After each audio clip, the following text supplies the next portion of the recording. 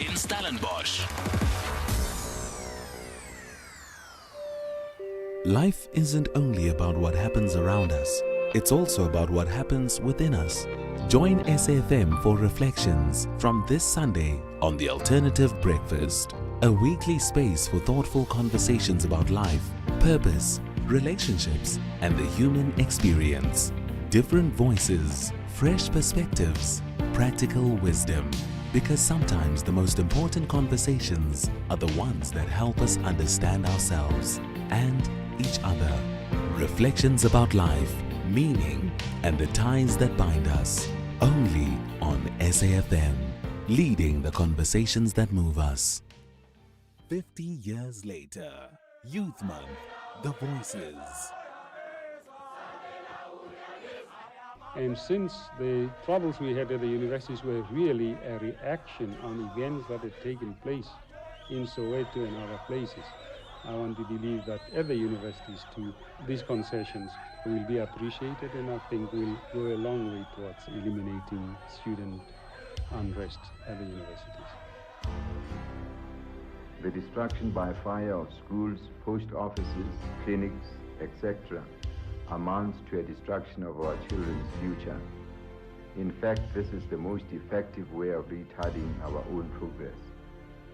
In the homelands, schools are in some cases built by tribes themselves, and in other instances by my government. Different generations, different experiences. One South Africa, 50 years later, only on SAfm, leading the conversations that move us.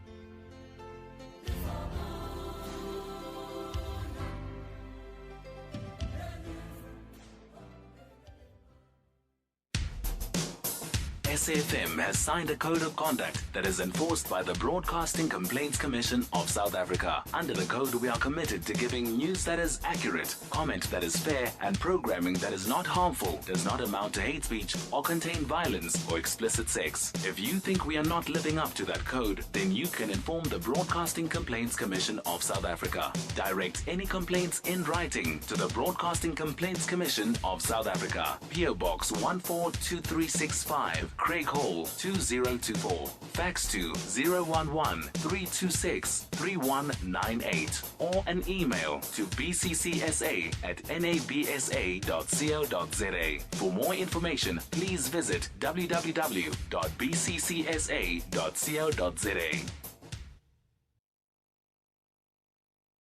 In case you missed it, I am so worried. After listening to the president yesterday, I myself, my face is really denying me. You know, I had so much anxiety last night when I went to bed. The reason is that my helper, the domestic worker, she's not a South African, she's an illegal immigrant. I was like saying, you know what, I'm part of the problem.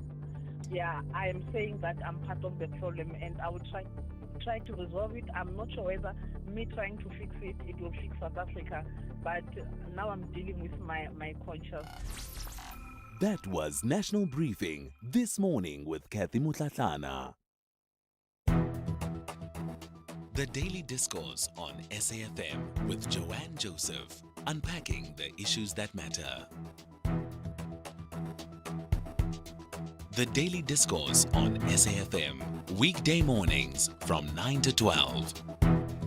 10 minutes past 9. Good morning and welcome to this special June 16th edition of the Daily Discourse. Lovely to be with you on this day as we commemorate the 1976 Soweto uprising in which black students stood up to the apartheid government over the introduction of Afrikaans as a medium at schools.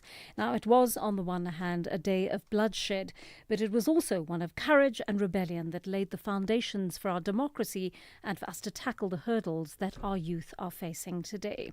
The team is with you. Ganewe and Melissa producing the show and taking your calls. Zelma on sound. Bonga is behind the camera today. Remember, apart from listening to us on the radio, you can also listen live on DSTV channel 814 or go to our website and you can listen there. We are live streaming our broadcast as well, so you can watch us from anywhere in the world on YouTube, Facebook and X. Welcome if you're joining us from somewhere else today. And don't forget that if you haven't managed to catch the show in its entirety, our digital team loads the podcasts onto our website. website. You can catch up on all our interviews on demand there. Remember, our studio line remains open throughout the show, 086 000 2032. Our WhatsApp line, 0614 104 107. Keep those voice notes short, sharp, and audible, and your calls short so we can engage as many of you as possible. Coming up on the show today, News 24 journalist Mohammed Hussein has written a beautiful piece on the struggles of modern youth in relation to June the 16th, 1976. We'll be chatting to him right after 9:30. We're also looking at some of the troubles youth are facing at certain schools where social ills like violence, drugs and bullying have become the norm. We'll be talking through interventions and solutions there. And we're also speaking about the importance of educating young men about gender-based violence. Many of you often say to us that boys have been left out of the conversation, and this is a good opportunity to talk about how we bring them back into it. And then we're also doing something special in the way of a co-production, so to speak, in the last hour of our show today. I'm going to be handing over the baton to Batsiba Rasikanye in the third hour of the show. She's a student at Northwest University, and I thought I'd introduce you to this impressive young woman as we kick off the show today, so you know exactly who is in charge in the final hour. Batsiba is on the line to us now. I'm hoping that she is able to hear us. Batsiba, welcome to the Daily Discourse, and thank you for co-hosting with me today. Just tell me a bit about what you do at your campus radio station. Good morning, Joanne, and all SAfm. My name is Batsiba, known as Ghost Stevie on NWU. All right. We are struggling to hear you, Batsiba. Do you know what I'm going to do? I'm going to actually ask our producers to call you. We put you on video because we actually wanted our listeners who are watching the live feed to be able to see you. But let's call you back on the line in a minute, and let's see whether you can talk to us via the telephone line, because that might be a little bit better than the online connection that we have to. Oh, there you are. How handy to have someone who can pass the telephone to you while we have a chat with you. So, Batsiba, as I was saying, welcome to the program, and tell us a little bit about your campus radio station and what you do there. Like I said, my name is Batsiba Rasikanye. I am a presenter and producer at a show called the City Morning Show every day, Monday to Thursday from 7 a.m. all the way to 9 a.m. I also produce a STEM show, which is every Tuesday from 6 p.m. to 9 p.m. Batsiba, what is it that you actually study at Northwest University? I'm currently pursuing a Master of Science degree in microbiology with a focus on environmental yeasts in water. Wow. Okay. So a woman after Kinelwe's heart, certainly. and tell me, what will you be discussing in the final hour of our show today? So we'll be diving into our theme, democracy, leadership, and active citizenship. What does democracy really look like to the youth of today? Is it just about voting? Is leadership about having titles? Why do so many young South Africans shy away from civic engagement, and does social media activism actually count as participation? So those are some of the things that we'll be unpacking later on. All right, fantastic. Batsiba, we are looking forward to co-hosting with you in the third hour of the show. I just wanted our listeners to hear from you so they have a sense of who you are and what it is you're going to be doing today. And thank you so much for connecting with us. We will connect with you later on after 11 o'clock once again. Looking forward to that. So, I mean, the reason that we are doing this is that I think Kathy mentioned earlier, we're so used to talking down to young people. We're so used to telling them what they need, what they ought to be doing. And you know, unfortunately, we don't always get to hear from them, right? And this is an opportunity for their voices to be heard. This is an opportunity for them to highlight the issues that are important to them, but also for them to direct the conversation in the way they see fit, right? Not imposing on this conversation the sensibilities of the older generation. The way they talk to each other is different to the way they talk to us, and this is why we've invited them on. We want to hear straight from them. We want to hear them talking to each other, and we want to be a fly on the wall, if you like, while they have those conversations. And perhaps there's something, if we listen in hard, perhaps there's something that we can learn from their engagements with each other. So we really are looking forward to that. Remember, I'm also taking your calls on the show over the course of the next 3 hours, and our studio line number is 086 000 2032, our WhatsApp line 0614 104 107. 1977. We're also having some interesting guests on the show a little bit later on. We are talking about the issue of, and this was a very sad story indeed, Sihle Makaya's remains being returned to South Africa yesterday after that job recruitment scam, what looks to be a job recruitment scam in Russia. And, you know, he was the only one of the group who've returned to the country who actually died. The others managed to make it back in one piece, but it seems he was ill and he lost his life there. And how sad for that family. And we want to speak to one of the government officials who was actually involved in repatriating his body. And we'll find out from our SABC News reporter as well what the details are around the arrival of that body. Very sad indeed. All right, Colin in Cape Town is on the line to us. Good morning to you, Colin. What's on your mind this morning? Good morning. Good morning. I'm just wondering, you know, this Youth Day today. Now, the youth of 76, they are all today parents and grandparents. I wonder what they've taught the youth of today. What did the youth of today get out of what happened in 76? Because it seems to me that the youth of today are much, much worse off. Unemployment, drugs, crime, and so on, you name anything. Disobedient to teachers at school, to their parents. So I would love to know, what did the youth of 76 coming down from parenthood to grandparents taught their youth? And another thing too is if you look at our schools, they, you know, we've got every year I listen to the stats, over 3,000 teenage pregnancies, stabbings at schools, youngsters 12, 13 joining gangs. So I think the youth of 76 were much, much, much better off than the youth of today. So I wonder what the youth of 76 coming down taught the youth of today, because it's out of hand, Joanne. No, it is sad, Colin. It's very sad what I it's sad. It's sad. Yeah. And you know, the youth of today should actually march and demand from our government, enough is enough. Gender-based violence, drugs, crime, things like that. Go and march for that. Go and march and force the government. Now, look at the government took note of the foreigners, the March by March, whatever they called. The government took note. But our youth of today must get together and also start marching against what's going on, teenage pregnancy, violence, and things like that. Okay, Thank Colin. you, Joanne. I'll listen on the radio. Thank you very much, Colin. Bye. And many of you may want to respond to that. I mean, there are many things that Colin said there. I like the fact that he's asking the question, you know, as the parents and grandparents of 76, what are we doing to teach our children to pass on the values? And I think part of the values that we ought to have passed on to our children are a little bit of that activism, right?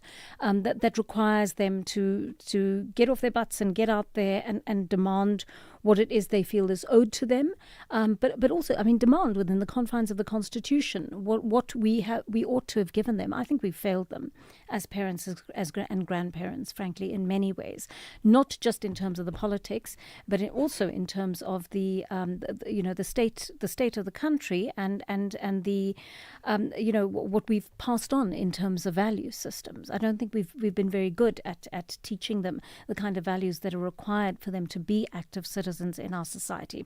But tell me also what you think about Colin's contention that the youth of today are worse off than the youth of 1976. I'm not sure I'm sold on that. I think the situation is possibly as bad for them, potentially worse, but for some of them, perhaps better, depending on what stratum of society you belong to. I don't think there's a straight answer to that, but I'd love to hear your opinion on that. Share it with us on the open line. Make sure you don't miss out as the Thabo Mbeki Foundation, in collaboration with Classics on Turf, pay tribute to the life and music of Tio Soga. in a concert led by Mandisi Yankees with the Renaissance Singers, the Chamber Orchestra of Johannesburg, conducted by Kutlwano Masote. The concert takes place on Saturday, the 20th of June, 7 p.m. at the Wits Great Hall. Tickets are available from web tickets at 300 Rand each. Honoring the legacy of Tio Soga, made possible by Webhold and supported by SAfm. Catch Top Billing this Youth Day Tuesday evening at 7 as vlogger Snigiwe Sneem Hlongo finds her mom the best travel companion. Designer Tina Ngokolo marries Xhosa tradition with modern styling. And Geordie and Debbie Osler plant a forest, then build themselves a treehouse of a home. That's Top Billing this Tuesday at 7. Repeat Sunday at 1 on S3 and Tuesday at 9:30 p.m. on SABC1.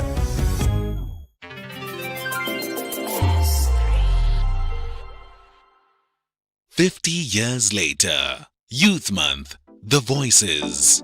The youth of 1976, 50 years on in 2026, should be worrying around what they are handing over to the youth of 2026 and perhaps asking themselves the hard question as to what will the youth of 2026 hand over to the youth of 2076, a century, and what have we achieved in a century, uppermost in their mind as they hand over the baton to the youth of 2026. I'm sure the point is, or the worry is, what is it that we have given this youth of 2026? There's a lot more failure than success. Surely this is not where we were supposed to be. From the class of 1976 to the generation of TikTok, AI, and unemployment, the conversation continues on SAfm, leading the conversations that move us. Call SAfm now on 086 000 2032. 23 past 9 here on the Daily Discourse on this June 16th, and we're listening to some of your voice notes next. Yeah, good morning, Joanne. I don't think it's necessary for Ramaphosa to address the youth as a youth day. I think the youth should come together and be together and talk about things that talks about the youth, not the older one. What is going to say about the youth, because he also failed the youth. So this thing of politicians trying to be popular on the day of the youth is unacceptable. I think the youth should stand up. When there is a youth day, they should come together and talk about their things that concerning their lives, not the politicians. Good morning, Joanne. Good morning. Thank you for your message there. One of you says, "Hi, Joanne. I'm a product of 1976 when we started our Black Power struggle on the 22nd of June 1976 in Pretoria, Tshwane. My heart bleeds when today I'm still fighting for economic equality in this country in spite of a black-run government. High unemployment, worse, an ungrowing economy, greedy leadership driven in blue lights, living in high walls and only thinking of themselves and their families. I could understand if this was done by Europeans, but instead, these are our own black leaders." MJ Kopitori. Thank you very much for that, MJ. Sydney in Bushbuck Ridge is on the line to us. Good morning, Sydney. What are your thoughts on this? Good morning, Sister and Joseph, JJ. Yes, my name is Sydney, deliver in Akono, Bushbuck Ridge. My sister, the today youth are defined as the unemployed. They are defined as unemployed graduates. Yes. But I strongly believe that my current government maybe got subjected them into this. Maybe after the first 10 years of our democracy, 1994, the first 5 years, it was the amalgamation of all smaller governments in the tribal government which were here and so during Mandela time. Then President Thabo Mbeki took over and so on and so on. But thereafter, this thing of looting destroyed our country too much. Porous borders destroyed our country too much. Tender system, I think it needs to be repurposed. We call them the unemployed. Sister Joanne, because the approach that the government did, it's like they were neglected. In fact, this is a difficult age cohort because once you are 35, you if you face double trouble, you are less considered because you are no longer youth per se. Yes, but then yes. the contrast, that I want to talk about today is they must be careful youth of today, as different from those of 1976 and thereafter. I heard Sir Setma Zibuko saying when they were fighting at that time, they even fought bottle stores. But today, my surprise, it's like tavern. It's a way of life, tavern life. You see tavern every corner. Here I live in Econo, the place called Green Valley. I can count up to 7, 8 taverns in a close vicinity. They dance throughout the night. One other tavern is just adjacent to R40 Road. And then my question is, who is giving out these licenses for this tavern to happen? The tavern I'm talking about is almost half a kilometer to a police station. But you'll be shocked at night time what is happening there. That is the contrast of then and now. And I remember during my time in my grade 12, we were so inspired by what was happening in 1976. Yes. And my class of the year I was in grade 12, mostly we sort of made some kind of achievement. We were shunning liquor, drunkenness. But today it's immersive drunkenness. It's a way of life. I think that is the part that youth of today must be careful of. And in conclusion, Sichuan, we have said this many times. I've grown up under the shade of SAfm. This thing of porous borders, I've heard it for the past 20 years. This thing of repurposed tender system, I've heard it for the past 10 years. It was never changed. Maybe the reason was it was a conduit to do corruption. For once, starting today, going forward, let's repurpose the manner in which you are doing the tendering system. We cannot give 5 million to one person and say construct a 3-kilometer tar road. Who doesn't even know how to construct a tar road? Yes. At the end, abuse the very same people he employed to work there. Let's repurpose that. In fact, scrap it off. Let's find economists. They will design a better model how to run this country, and then porous borders. These are the things that are killing South Africa. Thank you so much for that passionate call, Sydney. Jacob and George is with us. You want to respond to Colin and make a comment about the youth, I understand, Jacob? Yes. I wanted to say, I think to put it into better context with what's recently been raised, they have a lack of heroes, political heroes that are relevant today. Interesting. I think most of the people who are relevant in politics today that come up for the disenfranchised are disruptors. There's a lack of people who are building things and driving values we can all be proud of that are in charge. It's mostly people just fighting over getting in charge of the ship while it's sinking, what it feels like to us on the outside, I think. I think there's been a shift in politics in general where we look at politicians to be people who are just in charge of the system when they're just humans like us, and we should be proud of who's up there. I think we've lost touch with that. Jacob, I mean, what you're saying to me is so interesting. Who do we look to in a time like this when we cannot look to our leaders with pride? Well, it's a tough problem, question, right? hey? Yeah. Here's the disconnect that I'm feeling. People are saying no. The politicians they don't get to speak to the youth. Well, the youth are unemployed and the youth should march. But now, once the youth march, who responds to what the youth are saying? If the politicians have to be able to speak to us, and we have to agree with what they're saying. What's the point of the people marching? What's the result going to be if the shift doesn't happen at the top? I hear you, Jacob. Beautiful call, thank you. And you've given us some food for thought there. And maybe I should just throw that question out there. Who should our heroes be? Who should young people be looking to now as the people they want to lead us, but as the people in whom they can put their faith, their trust, and on whom they can perhaps model themselves? Who are those people in our society?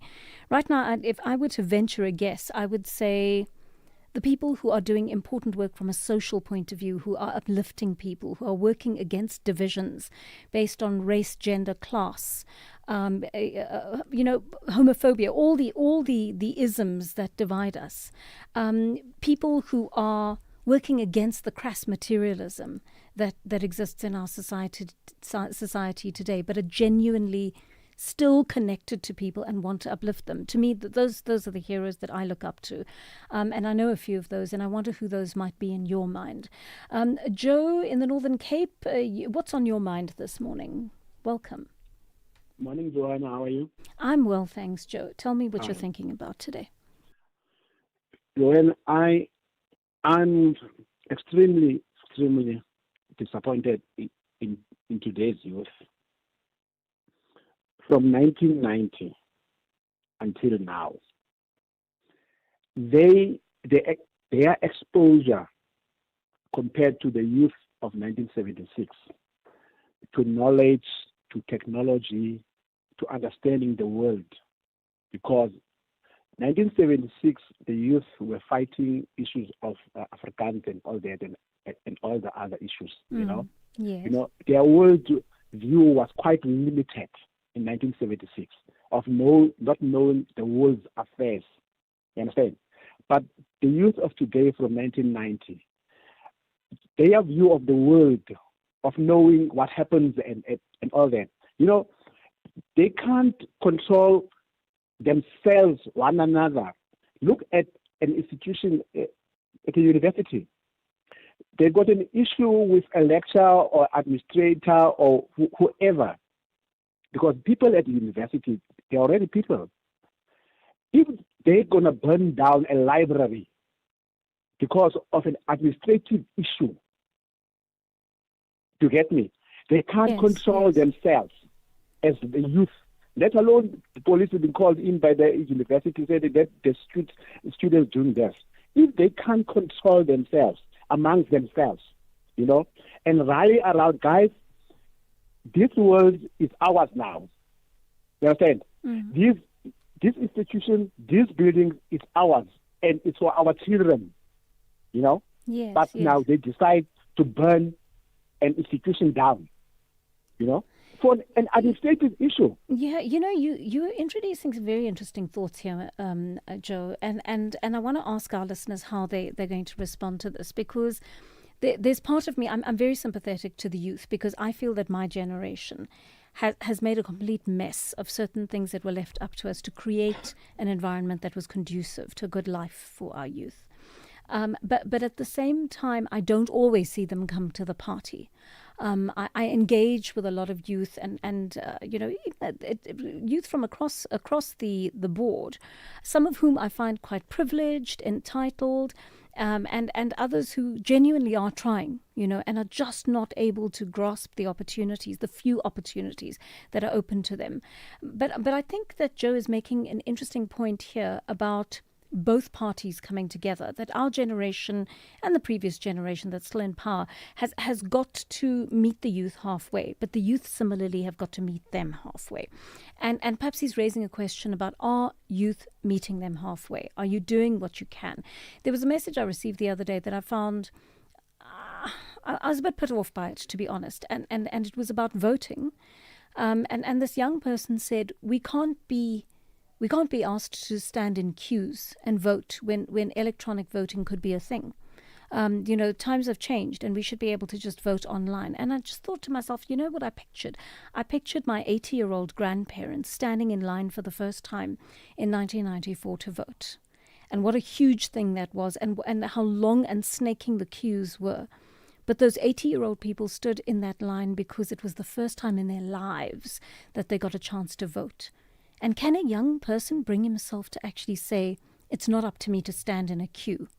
I will only vote if online voting is available to me.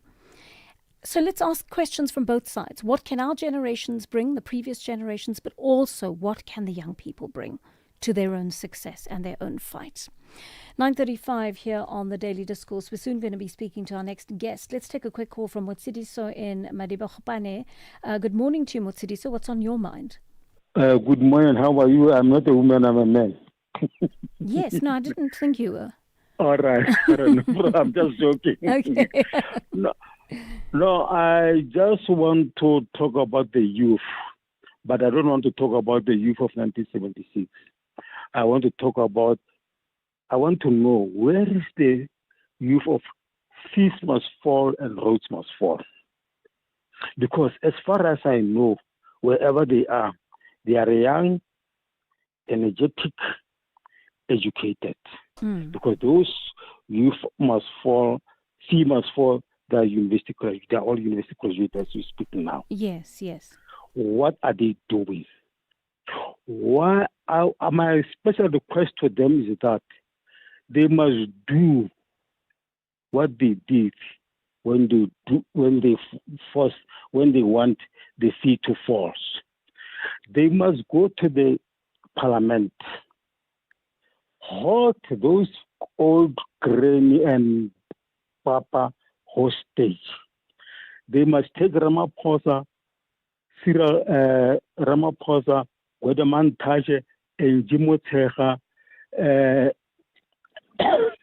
Tokodi Diza.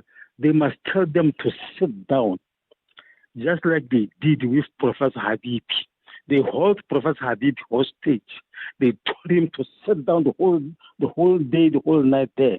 So they must hold Ramaphosa and Jimotega to sit down and give them the paper that they must resign. And they must instruct Ramaphosa to call Chief Justice to come to Parliament. And when Chief Justice come to Parliament, Ramaphosa must first write a letter of resignation and give it to Chief Justice, and the rest must follow. Thereafter, they can release them, because there's nothing that they do. The youth of 1976, they forced the Bantu education to cancel Africans, and indeed they did. Now we've got much and much. Ramaphosa didn't say that these people are vigilant. What? Today, Ramaphosa last week, he addressed the nation on Sunday. Yeah, he told the nation that illegal immigrants must go. Mamuluku Kubai was talking not like 2 days ago, telling us that they don't want illegal immigrants. But we're going off the topic now. But I hear what you're saying about the youth. I disagree with hostage taking and that kind of thing. I don't think one must encourage that kind of thing. And I don't know if calling the Chief Justice is going to solve this, and asking all our politicians to resign is going to solve it. But we're not seeing enough young people in government. And I do take your point, Matsidiso, that the whole the issue of getting young people to be more activist in nature has been an uphill battle. We've seen it happen in at universities, but I'm not seeing it happen in many other spheres. And it can't only be the university students who feel that strongly about issues. I would think young people who are unemployed, young people who've not been able to get into university, even though they got the marks to qualify. Young people who cannot find work. All of those people they are disenfranchised in many ways socially, and they should be speaking out about it. So how to nurture that activism in our young people? That's another question that we need to chat about. We'll take a short break now. When we come back, we will speak to Mohammed Hussein, a News 24 journalist who shared some interesting views on the youth of today. 50 years later, Youth Month, The Voices. In 1976, we, the class of 76, threw stones against apartheid, and we saw it falling into pieces. Now, fellow South Africans, I'm particularly referring to you young people. There is no more time to be throwing stones. It is time now to be gathering stones so that we can build a South Africa that we want, and the South Africa that will be owned by you as young people. Time to be gathering stones, South Africa. Different generations, different experiences. One South Africa. 50 years later. Only on SAfm. Leading the conversations that move us. The Daily Discourse. More than talk. Real understanding.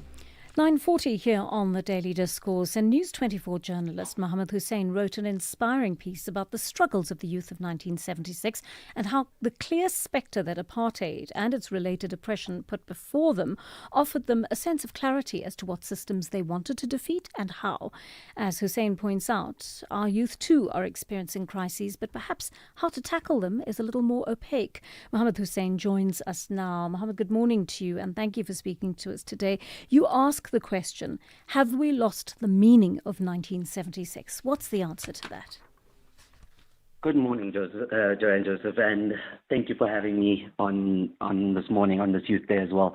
Pleasure to be here. I guess the short answer is yes. The complicated answer is that, the meaning has been buried, captured, stolen, revised, discarded, and even evolved. Because, the people I spoke to had various reasons for coming to that same conclusion. The reasons they gave stem from the erasure of black consciousness, the appropriation by the ANC and other political parties of June 16 and that moment, the rise of the Congress movement, the renaming even of June 16th to Youth Day, and even the heroification of the children who died, putting them on a pedestal when, they were just children. And even the narrative over the years has evolved, so to say, from education, for fighting for education and quality education, to fighting for jobs and growth, essentially. So in short, it also depends on the lens through which we look at the day that colors the moment for us. You suggest that up to now our youth have not been offered the defining moment that the Soweto uprising offered. When do you imagine that moment will come if it's not already here? I think, what I argue in the piece is that, the conditions for that moment have not been met yet. Okay. And I think we are fast approaching those conditions. Those conditions in 1976 that existed was, the collective identity, a defined grievance, the common enemy, and the ability to mobilize and organize, in very harsh conditions, I must add. The collective identity was black consciousness, without a doubt. The defined grievance and the trigger that started it all was Afrikaans as a medium of instruction, and the lack of quality education. The common enemy was apartheid state. And, because of those conditions, the youth of that time, some as young as 8 were already ready to mobilize and to organize. In 2026, as you mentioned earlier, in your introduction, it's a lot more opaque. Yes, we have a lot of grievances. You can point to almost anything. We still have a lack of quality education. We have unemployment. There's inequality. But the rest of those conditions, like the collective identity, the common enemy, and the ability to mobilize and organize is still a little bit unclear for us. So there is this moment of building, through frustration, through hitting the barriers that, democracy has promised us, and even the technology and the speed with which our information can be accessed and distributed. I think that moment will come soon. I think we still have a ways to go. And for the most part, I think those conditions will build up until that frustration boils over and until we find some sort of collective identity. At least the youth find some sort of collective identity. You're saying some really interesting things about how the youth of 76 mobilized, right? And in all the spaces available to them virtually, churches, poetry readings, football matches. Today, much youth mobilization occurs remotely on social media. Can it have the same effect on a society such as ours, Mohammed? Yes, I think it can, but it is limited. Think of the Arab Spring, for example, right? True. Organizations started virtually there, and they eventually moved physically into action and into protest, and that caused repercussions across the Arab world. We think of COVID as well, where we all met online and we were forced to, work online and organize online as well. But once COVID ended, we were very happy to get back together and be physical, in the same spaces. I think today we still have some of those meetings as well, those meeting spaces like churches, like cultural and art spaces, sporting hubs as well. But the flavor of the conversations that we're having are maybe not the same that had happened at the time, and they shouldn't be. Life has evolved, and we've come 50 years down the line. But it's also taking those conversations and building them into some sort of collective action as well. And in the spaces that we're at, when we're at a sporting event, for example, or a sporting complex, do we talk about politics? Do we talk about our lives? Do we talk about, what we want to achieve and where do we want to go? And I think that builds the action and the momentum to carry forward the action that we need. And you interviewed some really interesting people, and one of your interviewees asks the question, who is the enemy? Is it the state, criminals, my friends or colleagues? Is there a kind of modern-day paralysis that occurs from not being able to answer that question easily in the post-truth world where misinformation and disinformation mask the truth? Yes, no, absolutely. And I think it also stems from this overwhelming feeling of information as well that we have. I mean, as I mentioned earlier, we have access to information at hyperspeed at this moment. And I think that does, as you correctly point out, make it very opaque and very confusing for us. So, the historian I spoke to, Nur Niftahuddin from Wits University, he asked the question, who is the enemy? And for him, the enemy might be clearer. He believes the enemy is the system at the moment, the system that has, taken the gains and the wins that we have from democracy and kind of squandered it for the majority of people. He points to, the confusion doesn't just produce the stillness, it produces misdirected rage.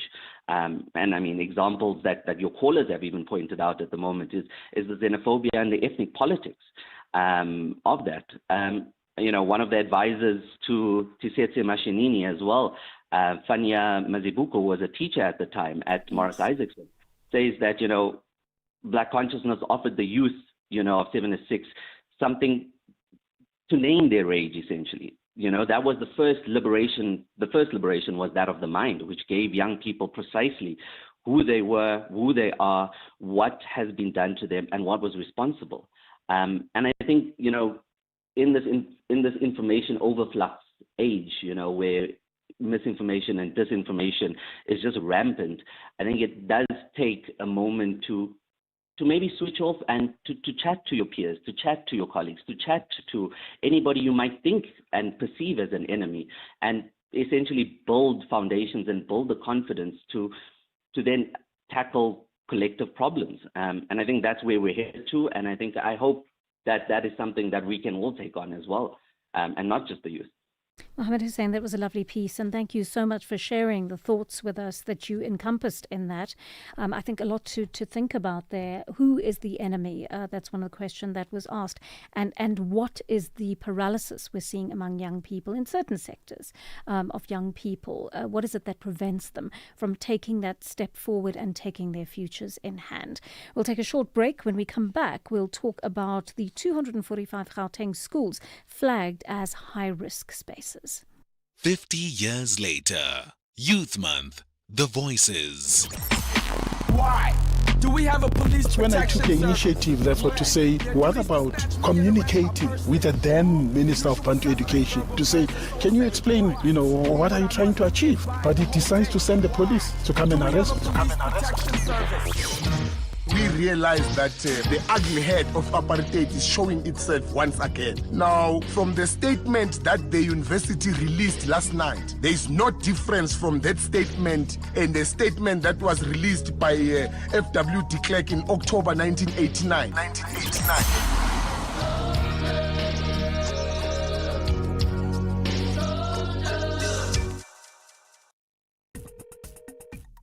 Call SAfm now on 086 000 2032.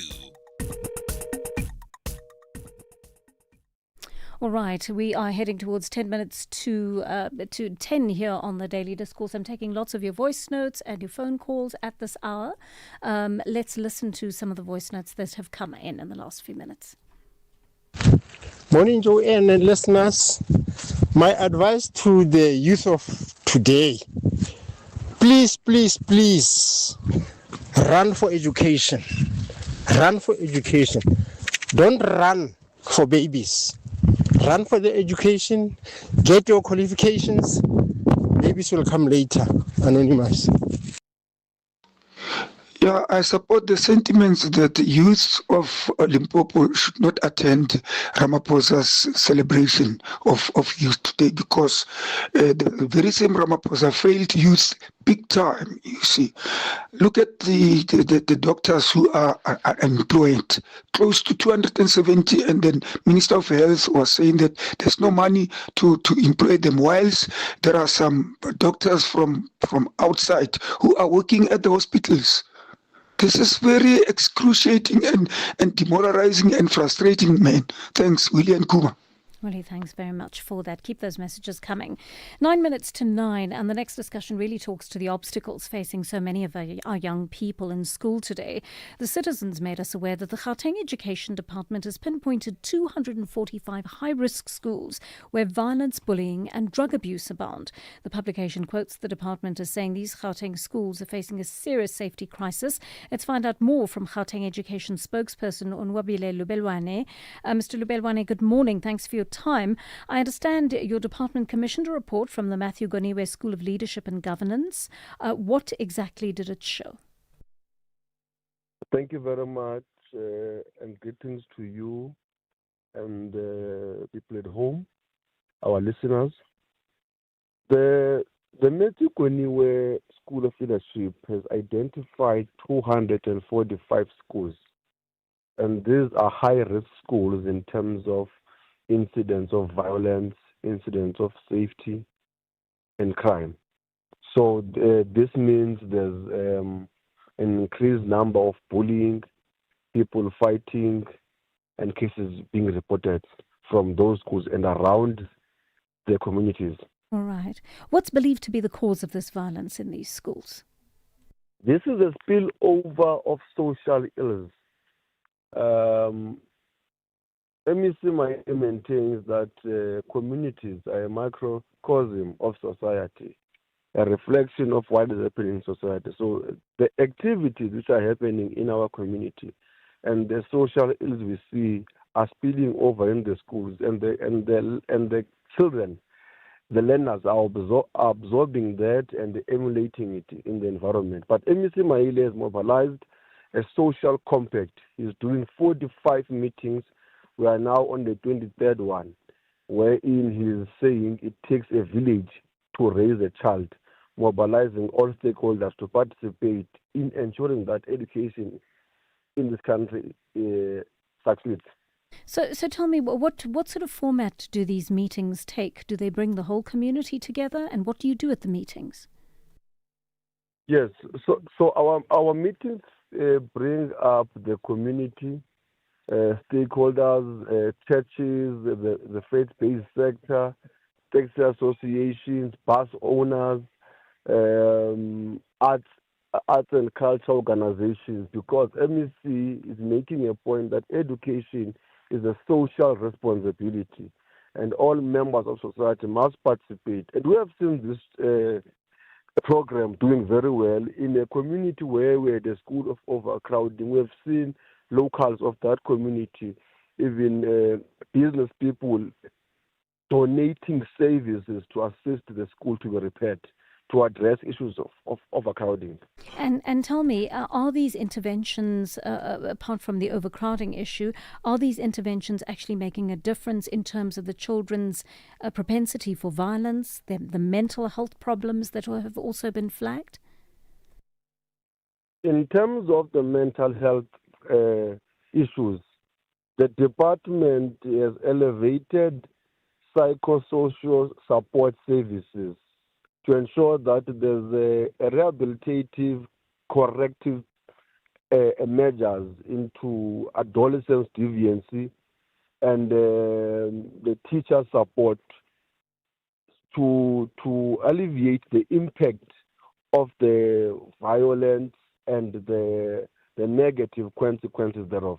So are you saying you're putting social workers into the schools? They're already there, and they've been there. But they aren't enough. We know that. Mr. Lubelwane. Yes, it is why it is elevated to ensure that there's more.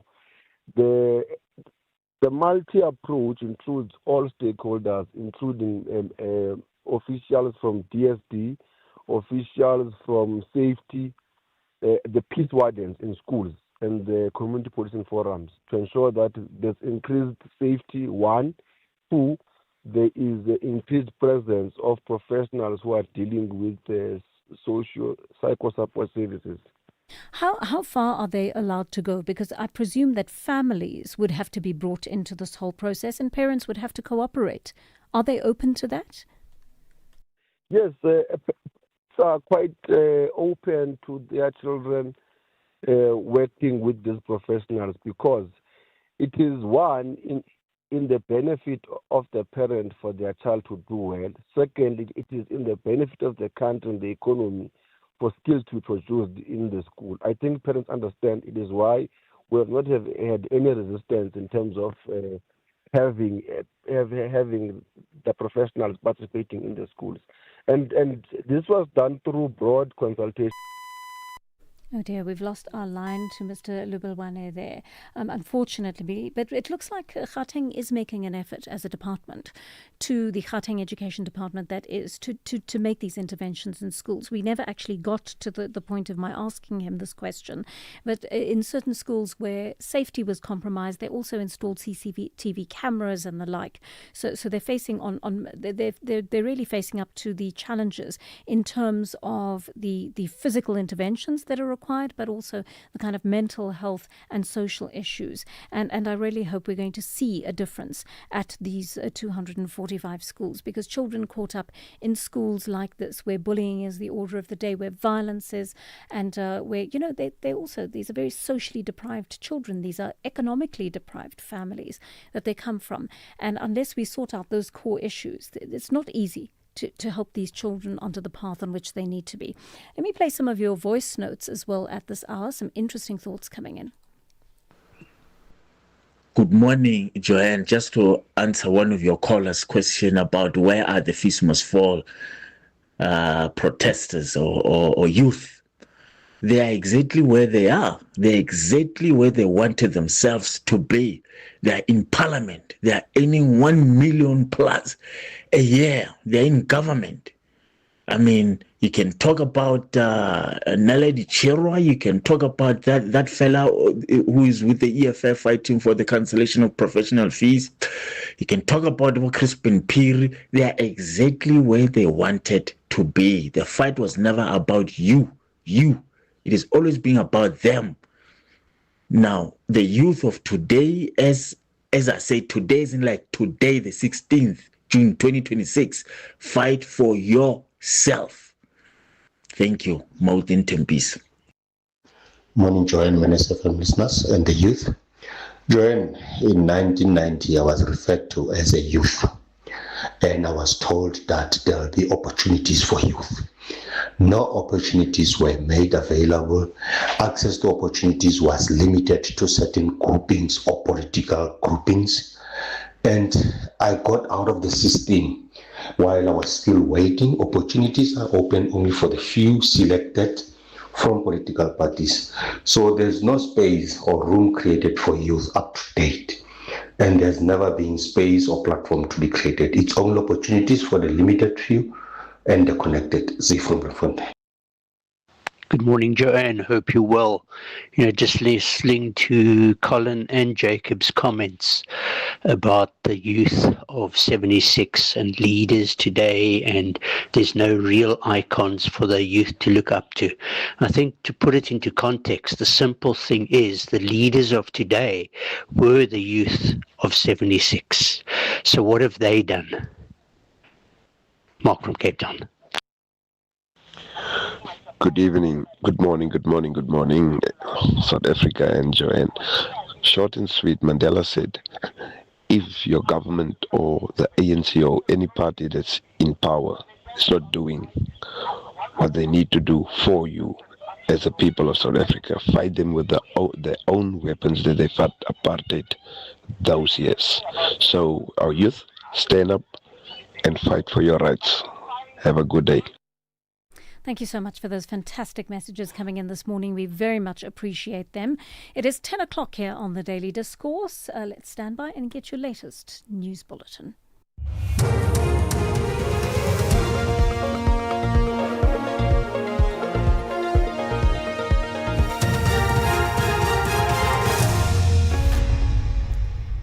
In our top stories, Chikunga urges private sector partner with government to fight youth unemployment, and Durban-based interfaith organisation issue urgent plea to youth and parents. Good morning. Minister in the Presidency for Women, Youth and Persons with Disabilities, Sindisiwe Chikunga, has called on the private sector to collaborate with government in addressing youth unemployment in the country. Today marks the golden jubilee of the historic 1976 Soweto uprising, when police shot and killed young people protesting against the apartheid education system. President Cyril Ramaphosa is leading the National Youth Day commemoration in Soweto this morning. Minister Chikunga spoke to SABC News. There's a lot that government is doing, working together with the private sector, because the issue of unemployment can never be seen as a responsibility of government alone. And of course, we established entities such as National Youth Development Agency, whose mandate is to empower and develop young people. But otherwise, we are happy. Today, our theme is Reset at 50 and the Future Calls. And we are saying it is the time that we are looking at what should be done today going forward that will take South Africa youth to 2076. Drugs and alcohol abuse are some of the issues affecting teenagers in Phoenix, north of Durban.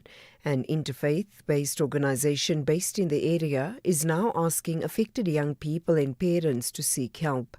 Phoenix Faith Spiritual Crime Prevention Forum's chairperson, Muhammad Tariq, says there's help for those struggling with substance abuse and mental health issues. I think this is a major challenge here within the school, especially with the drug situations and even with the vaping and other crime-related situations. So I find there's numerous of complaints, especially we with spiritual crime prevention. We're dealing with many of these issues even after school, where outside the school area they are faced with these. And some of these drug dens are operating in the vicinity of the schools. And that is why we was asking for operations with business license, etc., to see those people that are selling outside the school as vendors, what products they have and what they have. And these are challenges that we are facing on a daily basis. Emergency services personnel are still at the scene of a crash where 8 people were killed in Mpumalanga. The collision between a minibus taxi and a truck happened on the N4 toll road between Ngodwana and Waterval Onder this morning. The Provincial Community Safety, Security and Liaison Department spokesperson, Mueti Musi. The cause of the crash remains unclear at this stage. The traffic law enforcement and the emergency personnel are currently at the scene, so the scene is still active. One person sustained critical injuries and several others were injured. More details will be communicated to you in due course. 2 foreign-owned shops have been looted in Knobian, north of Durban. KwaZulu-Natal police spokesperson Robert Nechihunda says the incident happened last night. He says in one incident, a group of about 50 community members broke the burglar bars of a tuck shop that was closed for the day. The owner was still inside the shop when it was looted. Police managed to disperse the crowd and arrest one juvenile. And finally, Cape Townians are paying tribute to South African jazz icon Abdullah Ibrahim. The legendary pianist and composer died in Germany yesterday at the age of 91. The musician, who was affectionately known as Dollar Brand, delivered his final public performance at the Cape Town International Jazz Festival in March this year. These jazz lovers have fond memories of Ibrahim. It is a loss to the music world, in a sense, and his contributions have been, I think, phenomenal. We happened to be walking through London, through Trafalgar Square, and we heard music in 1989. And looking through the shop window, my word, there was Dollar Brand playing a grand piano. And I think that the notes, the melodies, the way he put the chords together just rang so true, it struck home. Wonderful contribution to music. I guess a theme song of my youth, Manenberg. You know, it's not just my youth, it's a theme song of the youth of many of people who grew up in Cape Town, was Manenberg by Abdullah Ibrahim. Recapping the top story, Minister in the Presidency for Women, Youth and Persons with Disabilities, Sindisiwe Chikunga, has called on the private sector to collaborate with government in addressing youth unemployment in the country. For SAfm News, I am Anne Musa. SAfm 105.5 FM in Tabazimbi. Make sure you don't miss out as the Thabo Mbeki Foundation, in collaboration with Classics on Turf, pay tribute to the life and music of Tio Soga in a concert led by Mandisi Yankees with the Renaissance Singers, the Chamber Orchestra of Johannesburg, conducted by Kutlwano Masote. The concert takes place on Saturday, the 20th of June, 7 p.m. at the Wits Great Hall. Tickets are available from web tickets at 300 Rand each. Honoring the legacy of Tio Soga, made possible by Webhold and supported by SAfm.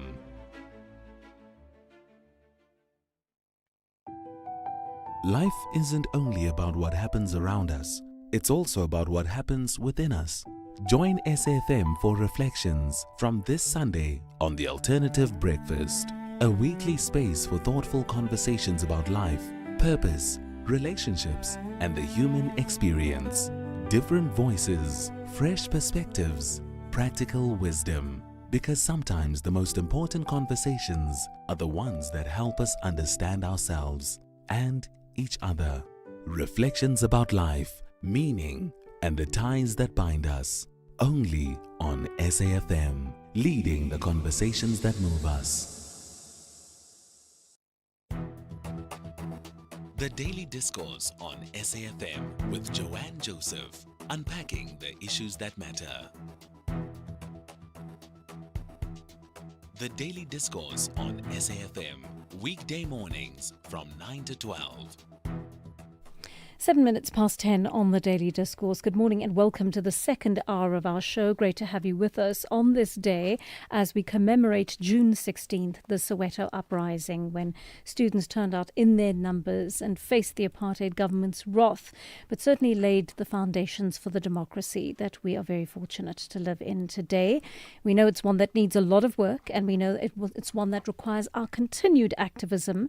But in order to see it thrive and see this country be the one we aspire to live in, it's something that all of us need to continue contributing to. I'm going to take some of your calls at this hour before we go to our first story on the issue of this very, very sad Sihle Makaya story. Of course, he was one of those recruited to go to Russia, thought he was taking up a job as a security guard there seemingly, and got there to find out that he was being put on the front lines of the war between Russia and Ukraine. And so we're going to speak to our SABC reporter about that, and also Siboniso Duma, who's KwaZulu-Natal's MEC of Human Settlements. They ensured that Mr. Makaya's remains were returned to the country yesterday. So that is what we are starting off this hour with. And then we're going to talk about the issue of educating young men about the issue of gender-based violence a little bit later on in our program. Prime Stars is an organization that's doing that. We will chat to them. I'll take some of your calls quickly. Homerson in Durban is on the line to us, and you want to talk about youth in government. Homerson, good morning. Hi, how are you, Joanne? I'm well, thanks. What's on your mind? I just want to tell you keep up the good work, and thank you for the great show. Thank you. Just a question that you posed earlier with regards to youth involvement in government. I just feel, as being a youth in South Africa, growing up in the 80s, and obviously you described the struggles of the older generation standing in line and the newer generation looking to move towards the digital voting system. And if you look at the way that we are transgressed, and if I look at it, there's no youth representation in parliament. The average age in government is 50 to 60 years old. Mm-hmm. So as the youth, we look at who do we relate to that we can say that this guy is going to move our country forward, or this person, or this individual, or these group of individuals that we are signing our vote or our lives over to take our country forward and move it forward for the next generation. I mean, we look at the past years where we had people like Julius Malema and our Ronald Ramula that was in the youth of the ANC, pushing the struggle and pushing the movement. And now that these people are further down the line, what have they done for the youth? Oh, that's so what true. have they transpired in our youth to grow up? And I know you said your generation failed. I'm born in 89. Mm-hmm. If I look, I'm going to be 37. I'm going to hit 50 just now. And if I look at it, what have our youth and our generation done for our people? And I can say it's nothing. It's just that we've gone a bit backwards. Gosh, in every sense. Yeah. Yeah, So, thank you for that. I mean, I think you've brought up a beautiful point that one of our listeners did as well. One of our listeners said that if you want to know where the youth of 76 are, they're the ones ruling our country right now, and what are they doing for our youth? People forget, and like you say, I think what you may be alluding to, or perhaps I'm just interpreting it this way, is that once people get into the system, that youthful activism somehow seems to be lost. It seems to be eclipsed by the parties and the cultures within those parties. That's a great question. Like a previous caller just described and said that the study group, the movement of Fees Must Fall. And if you look at the power that they, as a youth, pushed the movement of free education, which finally transpired in the government, I mean, it just died off after that. There's no other, and now we have other groups that are I feel that are honestly fighting for the wrong thing, and it shouldn't be our direction and focus as our population, and we should look to strive as coming together as one and making our country work. All right, Thomas, and thank you. Lovely call. JJ in Polokwane, good morning. Are we addressing the issues that the youth are facing today properly? Joanne, good morning. Let me start by indicating this four statements. There is no place for a Bantu in the European community above the level of certain or form of labor. Statement number one. Number two, a Bantu child must be taught from the cradle to the grave that they are the housers of wood and drawers of water. 3, what is the use of teaching a Bantu child mathematics when it cannot use it anywhere in practice for the whole of its life? That is quite absurd. Education must train people in accordance with their opportunities in life, according to the sphere which they live. I mean, I think and you're right, the final one, JJ. let me, I'm finishing. And the final one. Yeah. A person who can reverse or undo the effects and impact of Bantu education will be a genius. Those statements were uttered by Verwoerd when they created Bantu education. And the problem that we are faced with as a nation, it's education and nothing else. And if that one is not addressed, we will keep on talking about each and everything that we are talking about, and they will never be addressed. Because yes, there is always an easy solution to every problem that is neat, plausible, and wrong. All right, JJ, thank you for that, JJ. You know, but I hear what you say about the way we've been brainwashed as black people in this country, and I think the whole decolonization movement has made an effort to start introducing the idea that we need to think about ourselves differently, right? We go back to Ngugi wa Thiong'o's thinking and those of other theorists that the way we think about ourselves, the way we see ourselves, needs to be rethought. Right, we need to rework that. The moment we think more of ourselves, perhaps we imagine owing ourselves a better country than the current one in which we live. 14 minutes past 10 here on the Daily Discourse, and this is the story we're bringing you at this hour. A grieving woman from Kranskop in northern KwaZulu-Natal says her life's been a nightmare since she learned of her husband's death in Russia. 44-year-old Sihle Makaya was among a group of men allegedly recruited under false promises of job opportunities abroad. He was caught up in Russia's war on Ukraine and he died there. Now, yesterday, Makaya's remains were returned to South Africa. We want to connect with our SABC reporter, Zanele Butelezi, who was watching all of this unfold. Zanele, good morning to you. Such a sad state of affairs that we watched unfold yesterday. Just please take us back to the circumstances under which Sihle Makaya was recruited. Indeed, it was a sad situation for the family, the Makaya family. What we know at this stage from the family and the Department of Human Settlements and Transport in KwaZulu-Natal is that Sihle Makaye was recruited last year. He was working somewhere in Johannesburg, and he got a promise of a security job, and that's how he was lured in. And what we know already from previous incidences or cases that are similar to this one is that individuals got promised huge sums of money if they sign up to go to Russia and receive training for security jobs or VIP protection jobs. And that's how they got to end up in Russia. But according to the family, when he arrived there, things changed. He was then asked to sign a one-year contract to fight for Russia in the war with Ukraine. And that's when he then decided, no, he does not want to do that, according to the family. He refused to sign that contract and fight. But unfortunately, even though he did not go to the front lines, he did end up dying on the 28th of March, and he passed away, and that now was the process that was begun to actually repatriate his body back to South Africa, which took a very long time.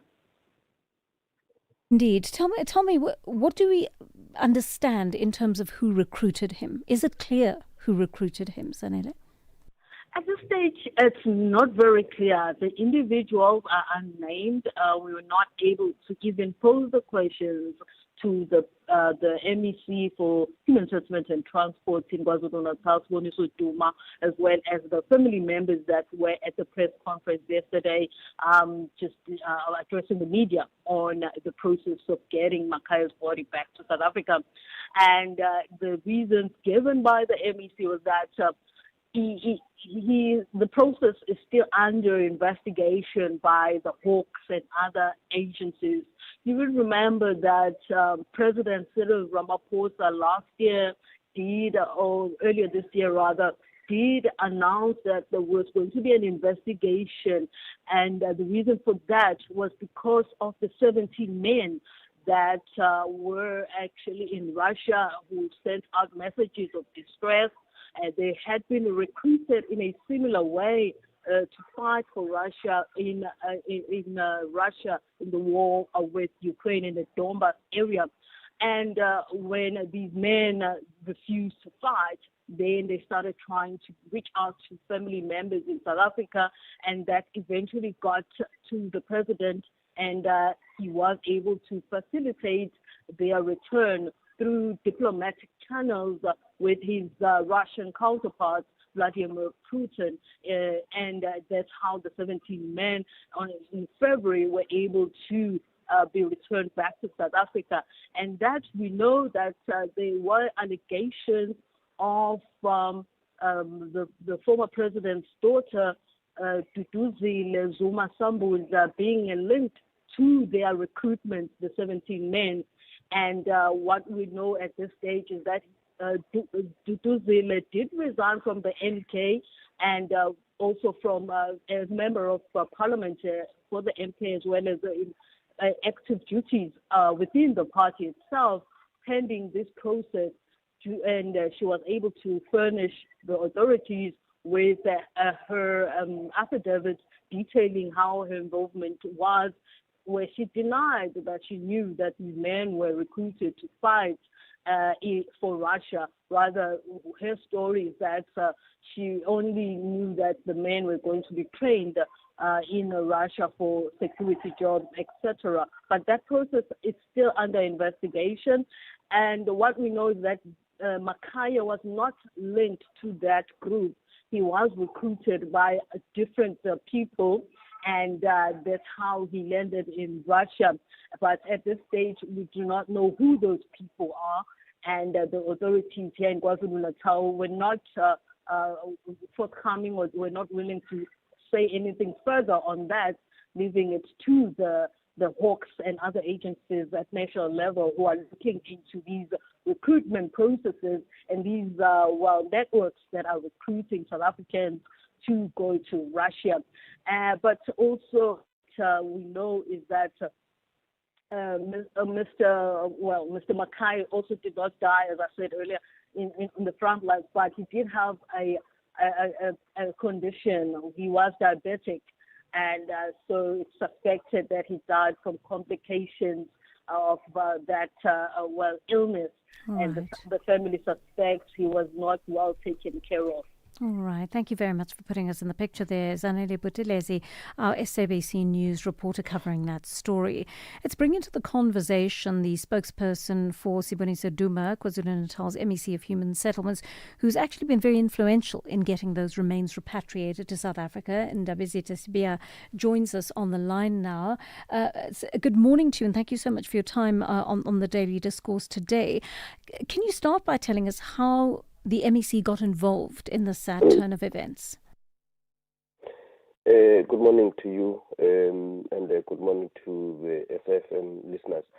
On the 8th of April, the MEC for Transport and Human Settlements received a text message. He received voice notes from the wife, Sibonile Ndwandwe, very late, around 11:30 in the evening, pleading with him,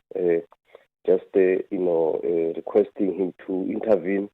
Sizanele Butelezi eloquently, captured the press briefing that we had yesterday. MEC Duma and the family addressed the members of the fourth estate. In that press briefing, Duma reminded the people of KwaZulu-Natal and the whole country how he assembled the team, to immediately visit the family on the 9th of April, just to get all the necessary information. We did exactly that on the 9th of April with the head of the department, Max Mbili, leading the team. We interacted with the wife and the family members. Very traumatic experience. It's something that you don't want to see it repeated in any part of the country. Very traumatic. Kids, are traumatized. You have a father leaving to earn foreign currency. When he gets there, he is told go and fight. He eventually died, as Sizanele reported. Why did he die? It's because of the lack of access to quality patient care. All right. And he did have diabetes. Is that what you're confirming? And that was untreated in Russia? Yes. That is what we picked up from the wife, who unfortunately, also only doing those peace jobs through the expanded public works program. There's no mother, there's no father there. The father of Sislet died a long time ago. His mother died. So the wife was actually doing all of this by herself. Everybody in the village looking up to her for the way forward. This is why she ended up reaching out to MEC Duma, who was very decisive from the onset.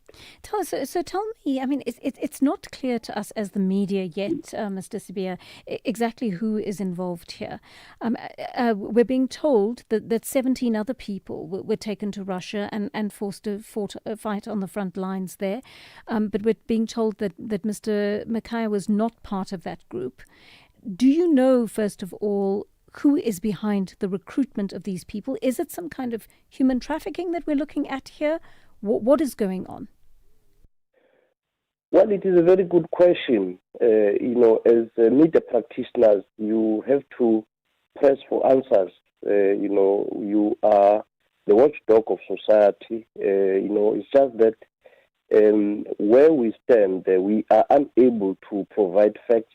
We are guided by facts, but unfortunately, we are handicapped. The MEC yesterday pleaded with your colleagues, to say These are matters handled at the national level. We have what you call, intergovernmental relations framework. So we want to enable, the relevant, law enforcement agencies, the relevant, leaders at the national level to do their work without us providing side commentary on such issues. We don't want to interfere with, the investigations that are being conducted. Right. But are South Africa and Russia cooperating in terms of this investigation? Well, I'm assuming that, there is cooperation, but at the level of the Department of International Relations, at the level of the Hawks, they should be able to give you, details in terms of the investigations. From our side, we have to be closer to the family. That is what we have been doing.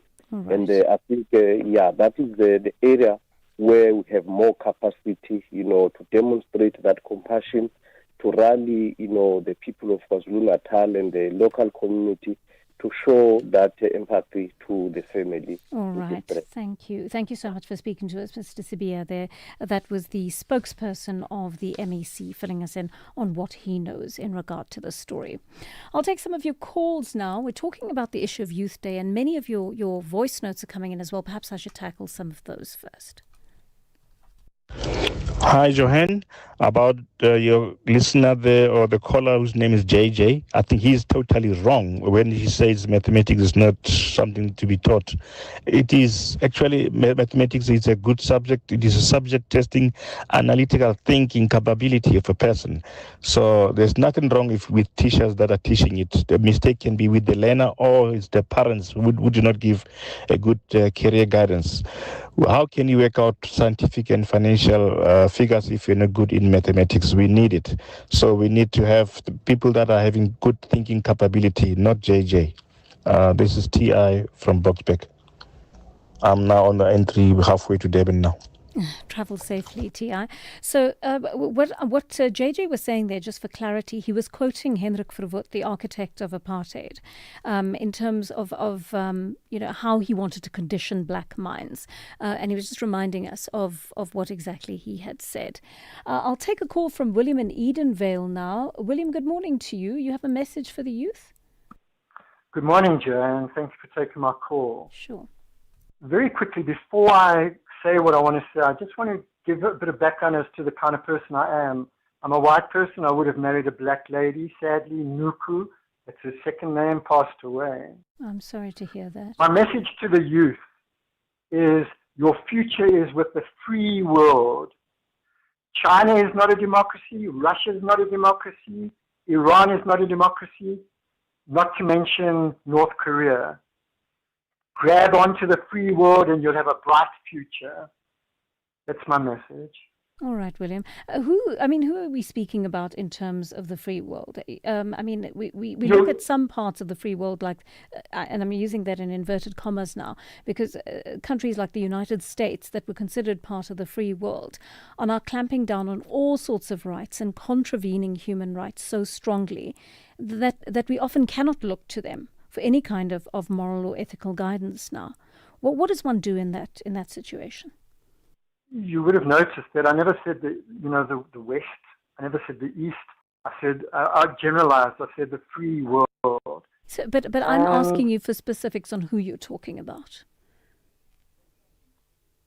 Well, I include America in that. I'm not a Trump supporter. Mm-hmm. I have a problem with Trump. But going back to what I'm saying is, you can do a lot better with the free world, whether it be Japan, India, South Korea, Australia, New Zealand. I can go on and on. Okay. But all right. Just be very careful of China, Russia, Iran, North Korea. They've got their own agendas. Can I remind people, if you don't mind, quickly? A quick one, please, William, because we're running out of time here. Okay. Of the kind of person Vladimir Putin is. If you remember the submarine that ran aground a couple of years ago, a number of years ago, Kursk. Yes. Yeah. The free world offered to try and save those submariners, Putin refused, and those submariners died. That just gives you an idea. Yeah. Not to mention your guy, the guy from Durban, who went to Russia supposedly for security training, and then, okay, we hear that he might have passed away because of being diabetic. Yeah. So the youth, the free world is the way to go. All right, William, thank you so much for that. I'd like to hear from you on what you define as the free world, if you're listening in to William. Do you agree or disagree with what he's saying? And doesn't every country in the world have an agenda? Is it important for us to be on the same page with another country from a moral, ethical, ideological, religious, socioeconomic point of view in order for us to gel with them? Or is the reality that as South Africans we need to do business with everybody out there who can offer us the opportunity to improve our lives as South Africans? I'd like to hear from you on that. Our studio line is open, by the way, 086 000 2032, and you can also send us a voice note on our WhatsApp line. Sipho in Viking is on the line to us. Hi there, Sipho. Morning, Joanne. Yes, hi. What's your mind? Joanne, youth of 76 did very well. Handed over the baton to the youth of 86. The problem started with the youth of 1996, and it's not totally put on them. It's because we were sold lies by the ruling government. We were told to surrender the baton to the ruling government. Hence, we are in this, in this mess today. Joanne, I'm suggesting that today, it should be a day when the government has long declared that there should be all alcohol stores and stuff should be closed on this day. And Joanne, we should be seeing a mass action plan on when our youth are handed over to rehabilitation, centers to go and deal with the drugs. We should be seeing a mass arrest on this day of drug lords and peddlers. On this day. That is what we are now missing, Joanne, to take this country forward. And it's very, very shameful to even be at this stage for now without any action. Fill the stadiums following day. The very same fill the stadium guys, you find that Sumadlanga, they are into cahoots with these drug peddlers. So we must have an action plan. Close the bottle stores. Fill the rehabilitation centers now to better our youth, and all the action plans, Joanne. That is what we need to come up with now and stop this stadium nonsense. Fill the stadium thing. It must come to an end. Okay, Sipho, thank you. Thank you so much for sharing your thoughts with us. Tell me whether you agree with Sipho or not. I mean, I hear what Sipho's trying to say about children being lost to the drug trade in this country, right? It's become so widespread. And what do you do for children? You can actually put them through rehab. But the question is, once they return to their old lives, if they're returning to one of these areas we were talking about earlier, schools where there's violence, where there's bullying, we know children are cyberbullied now as well. We know they're living in poverty. We know that there's gender-based violence in the communities from which they come. Parents are often addicts themselves, right? There's a huge rate of unemployment. So just poverty, crippling, crushing, defeating poverty dominates the lives of so many children. Even if you take them out of rehab and they come out of it and they come through to the other side, are you able to offer them a quality of life in this country that enables them to live well and put that life behind them? I'm not sure we've created those social systems that actually support rehabilitation and success in that regard. Let's listen to one of your voice notes on those activists who end up in Parliament. Good morning, Joanne and SAfm listeners. I don't know if they have got the name right, Maopain Tembisa, the gentleman who called and said one person was asking about where are those youth of Fismas fall. And he said where they are in Parliament and all that. They are all like that. They are all like that. You can see we no longer hearing the voice of Bantu Holomisa as we used to hear it. And it's different. People are now driving with the blue light.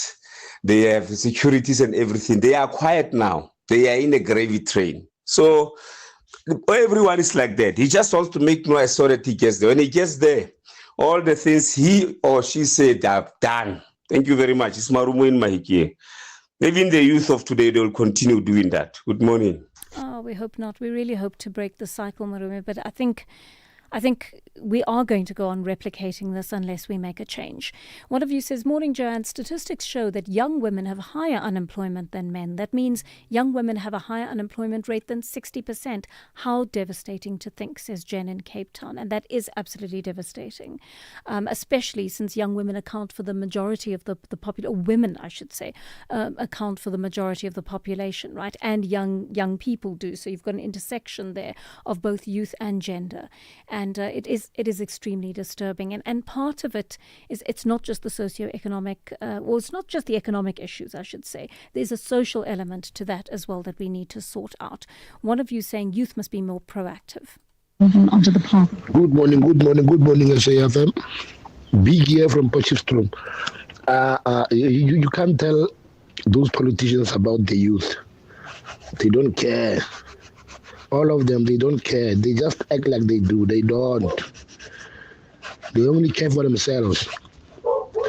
So we gotta do what we gotta do to get what we want. Actually, now I gave up on the government a long time ago. Biggie from Potchefstroom.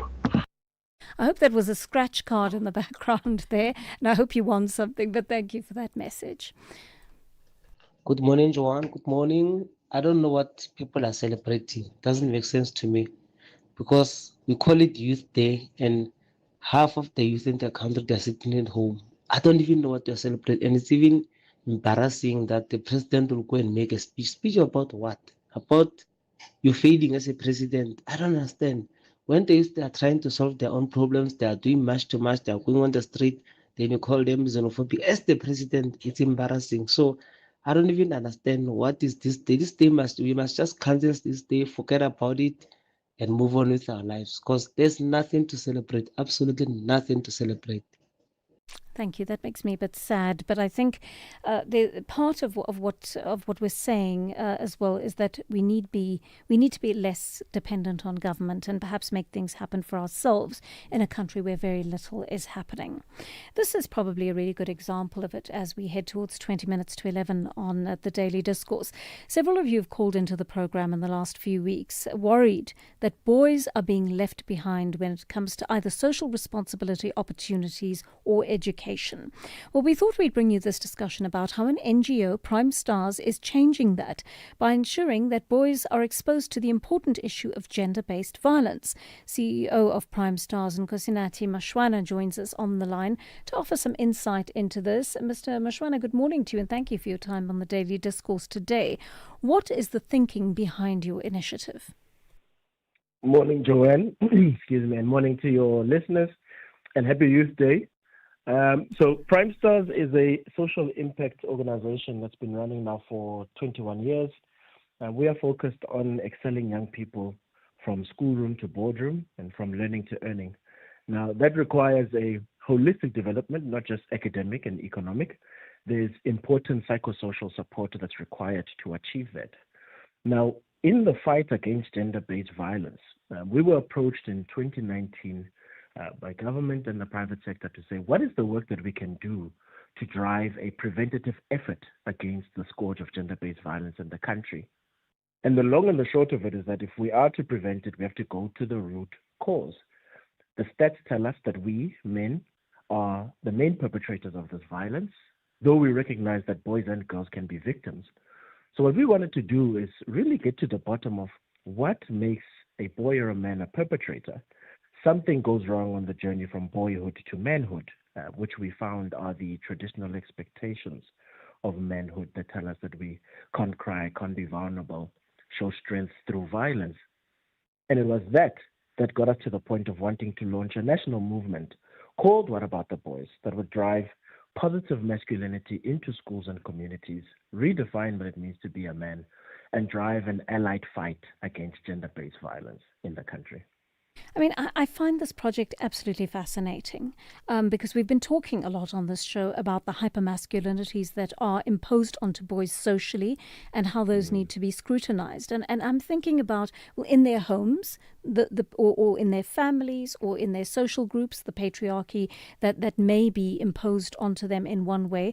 But I'm also thinking about young boys and men and what they're watching on social media, the kind of characters like Andrew Tate, who are pushing very much this kind of right-wing patriarchy that says, go and take it in hand. Women have got too much power, and don't let that happen to you. You're absolutely right. At the moment, I mean, to add to your point, you're talking about, boys are taught that vulnerability is weakness. They're taught that asking for help makes them less of a man. That when anger becomes the only acceptable emotion for men, and that we should not, but when we're teaching that, we should not then be surprised that emotional pain eventually turns into violence, depression, and addiction.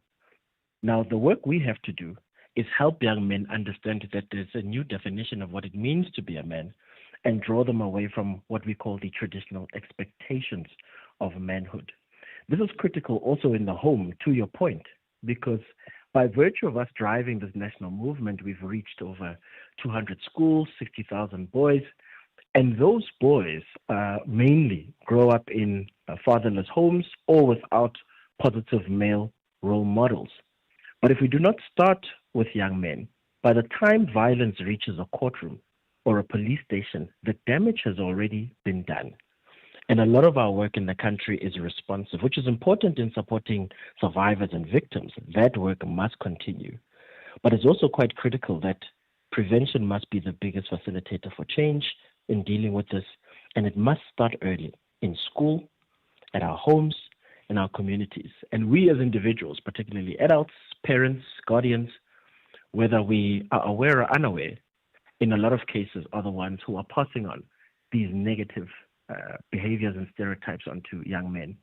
So for us, it's really about awakening a nation to take responsibility in this fight. It's not a woman's problem or a girl's problem. It's a collective issue that we all have to take responsibility for in the day-to-day decisions we make.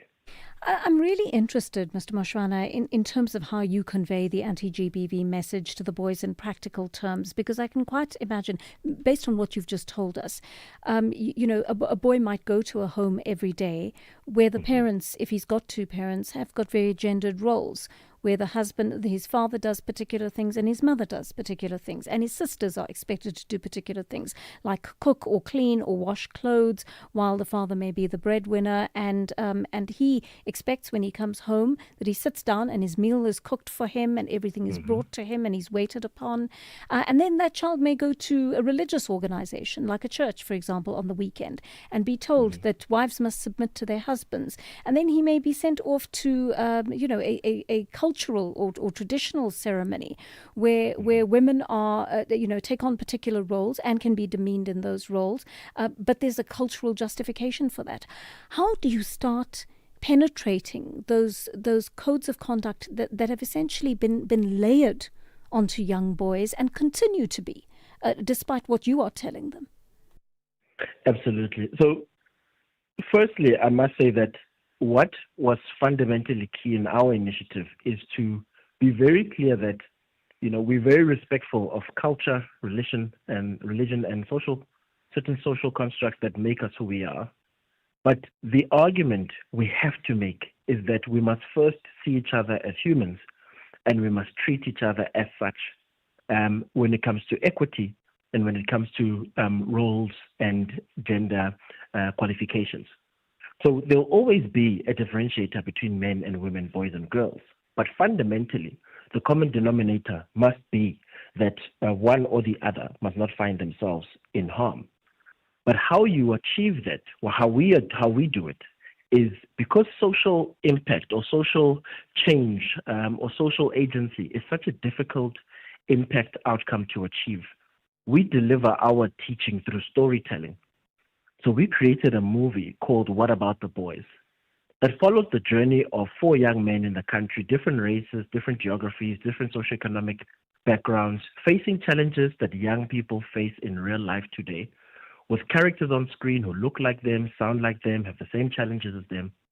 And in that process, we found that our young men, in watching the content, although they are not forthright or forthcoming in speaking about their emotions and personal challenges, when you get into dialogue and the extended mentorship, usually the characters that the young men relate to the most reflect their home environment. And that enables our social workers and mentors and psychologists to support them on the journey of emotional development.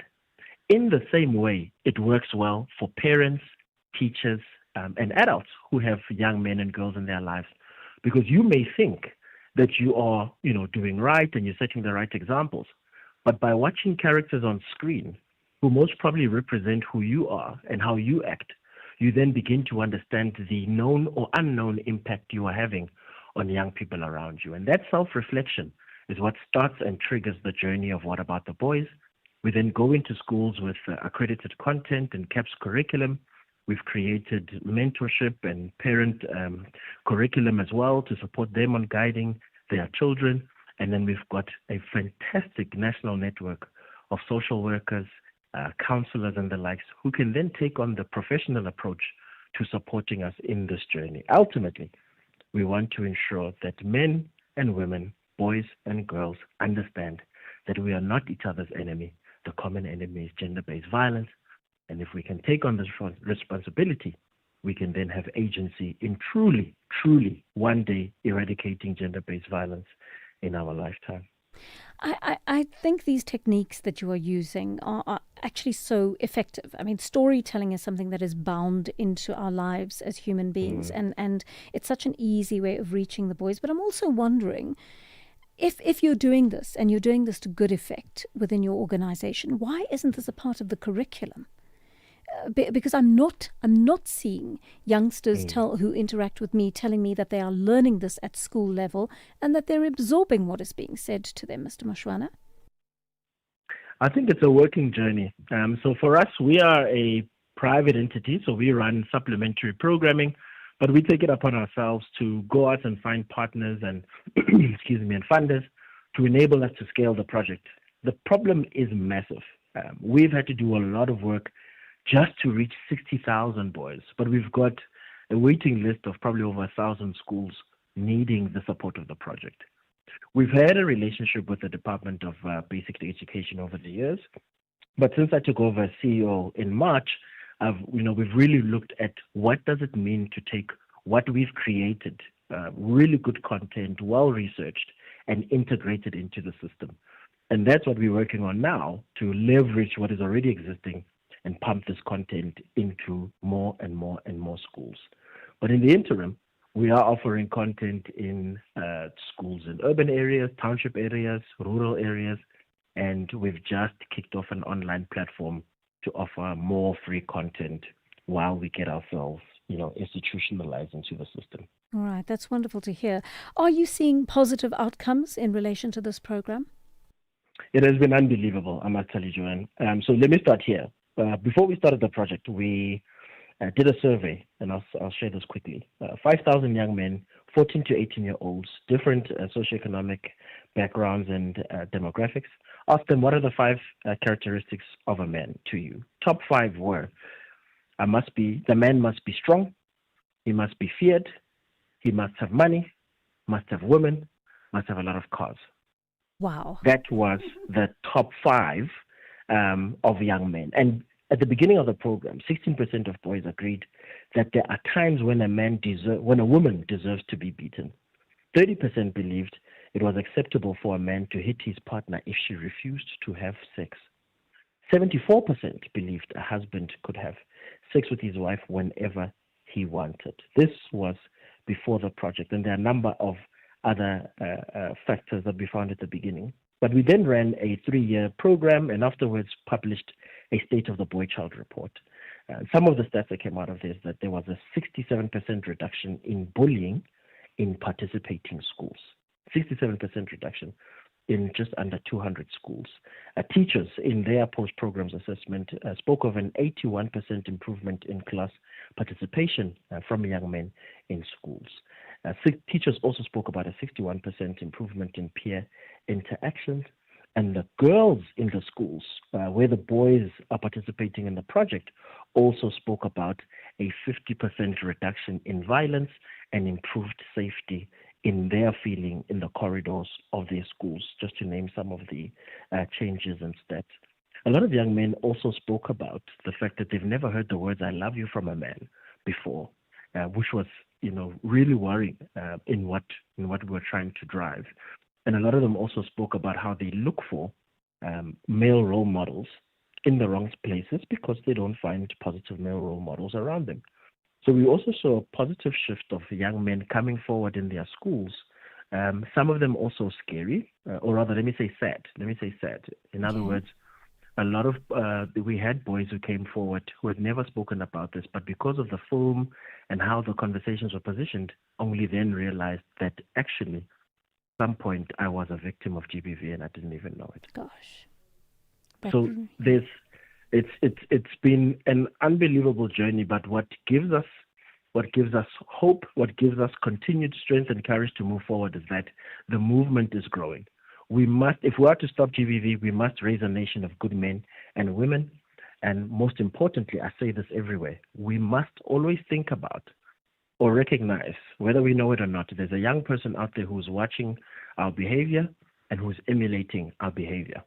What we as individuals need to ask ourselves and look in the mirror is, are we portraying the right behaviors, or are we knowingly or unknowingly contributing to the continued perpetration of gender-based violence? And that's what we have to do in taking a role as individuals and as young people to stop, to be the last generation to be facing GBV.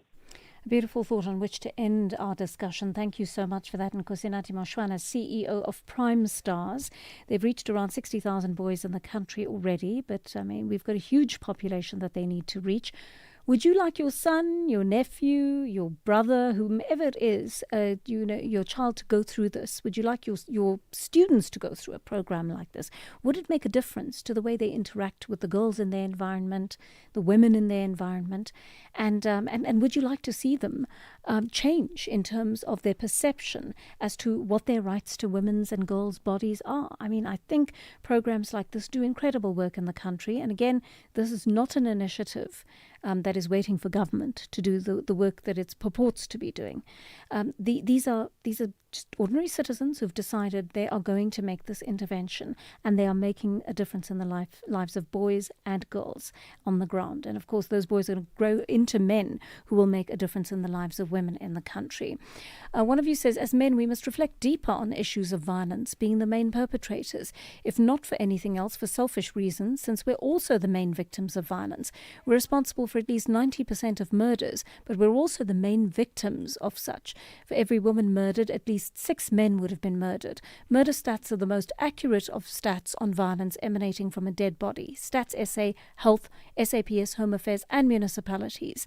GBH and suicide follow the same trend, noting that you don't die more or less depending on the gender involved, either as a perpetrator or a victim. You die the same, says Felix in Midrand. Lovely message, Felix. Thank you very much for that. It's important to remind ourselves that gender-based violence isn't only committed against girls or women. Often men will actually commit GBV against other men or boys, and that's something that we need to very much keep in mind when we are tempted to say this is a woman's problem or this is a girl's problem only. Mike in Middelburg is on the line to us. I'm going to take a call on the issue that was brought up a little bit earlier on about the free world. One of our listeners, William, telling us that that is where the future of our children lies. Mike, do you agree or disagree with that?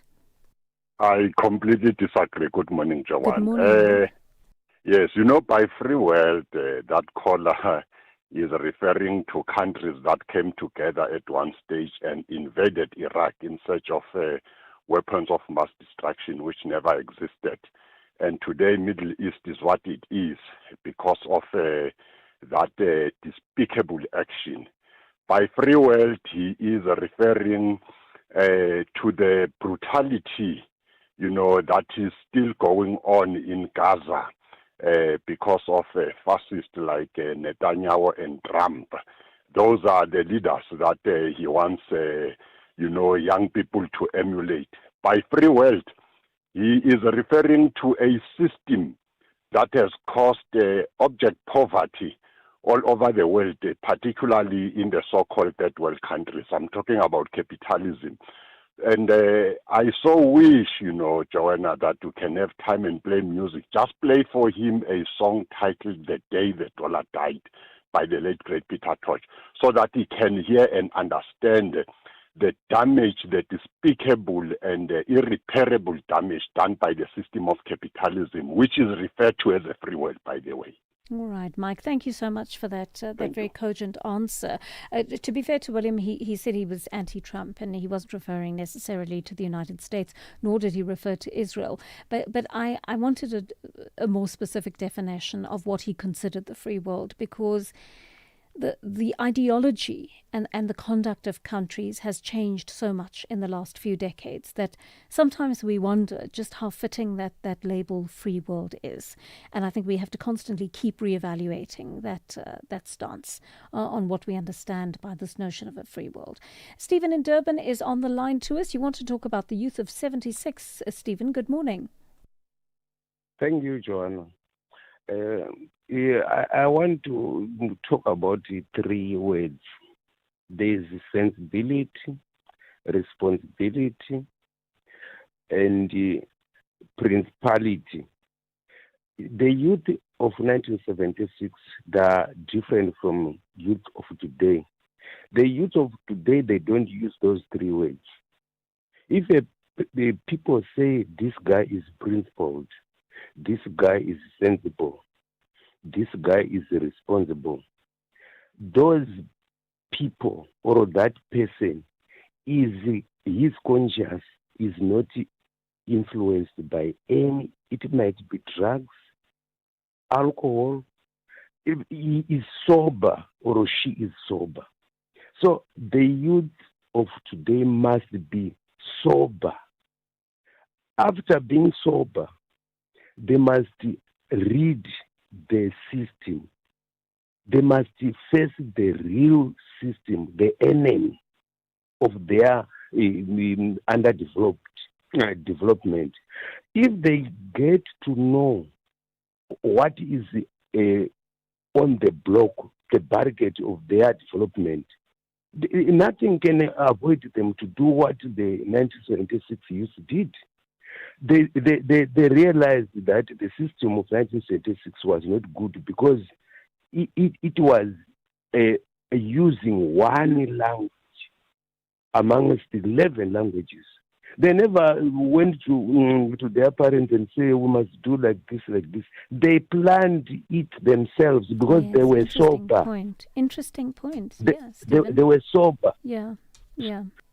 I like that, Stephen. Thank you so much. And I think our youth certainly have in some ways lost their way, but I think that's partly because we haven't been directing them as parents and elders as to those principles. And in many ways, they've been allowed to raise themselves, which I think has posed a problem. One of you says, hi Joe, 45.5% of children live with mums only, no dads. That's where the problem started, and it will only get worse, says Madala Wako Ratanda. Thank you very much for that, Madala. I think that's a really good point indeed. If you don't have an example of a parent to lead you towards the right things, sometimes, you just are not able to get a grip on what is expected of you. And this is a comment on the issue of the free world. Morning, and I think what William failed to mention is free world means where there's a democracy where you can vote out a government. And the four that he mentioned aren't like that. Even America, which is unpopular under Trump at the moment, can vote him out. That's what is meant by a free world. Democracy where there's voting that can get a new government in if they don't like the old one. Thank you. Andy J. Bay. Andy, thank you so much for that stricter definition. And one of you is speaking about the people who were recruited to go to Russia. I have to say the MEC president came off a little bit disingenuous towards the end of his interview. He was very clear at the beginning, but as soon as he started asking about what is being done and government involvement, he started clearing his throat quite a lot, and the answers became very wishy-washy. You cannot expect the South African public to believe that the Russian government doesn't know who is fighting for them and where they're coming from and how they're being recruited. And for our government to ask us to not give commentary on this when people are dying and we actually don't even know whether they're being drawn over there under false pretenses of their own free will. Like, what is going on and why aren't we getting answers? We should be demanding answers. These are our people. I love that voice note because absolutely there are questions that need to be asked there. My only concern was that it was the spokesperson of an MEC who's actually in charge of human settlements. So it actually is not his domain. He just stepped in to help that family. And so it's difficult to hold someone like that to account. But I think certainly we should be speaking to the Hawks. We should be speaking to government about what is going on there. And, our government treads very softly with Russia because, they've got a history with the Soviet Union that's linked to the support they received during apartheid. And so they don't like to speak out against Russia. But I wonder whether Russia really is cooperating in terms of this investigation. That brings us to 11 o'clock here on the Daily Discourse. Let's get your latest news bulletin.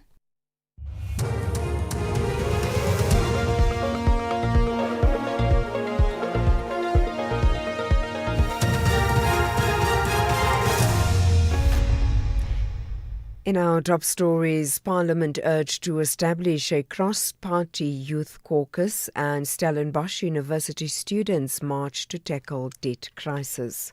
Good morning.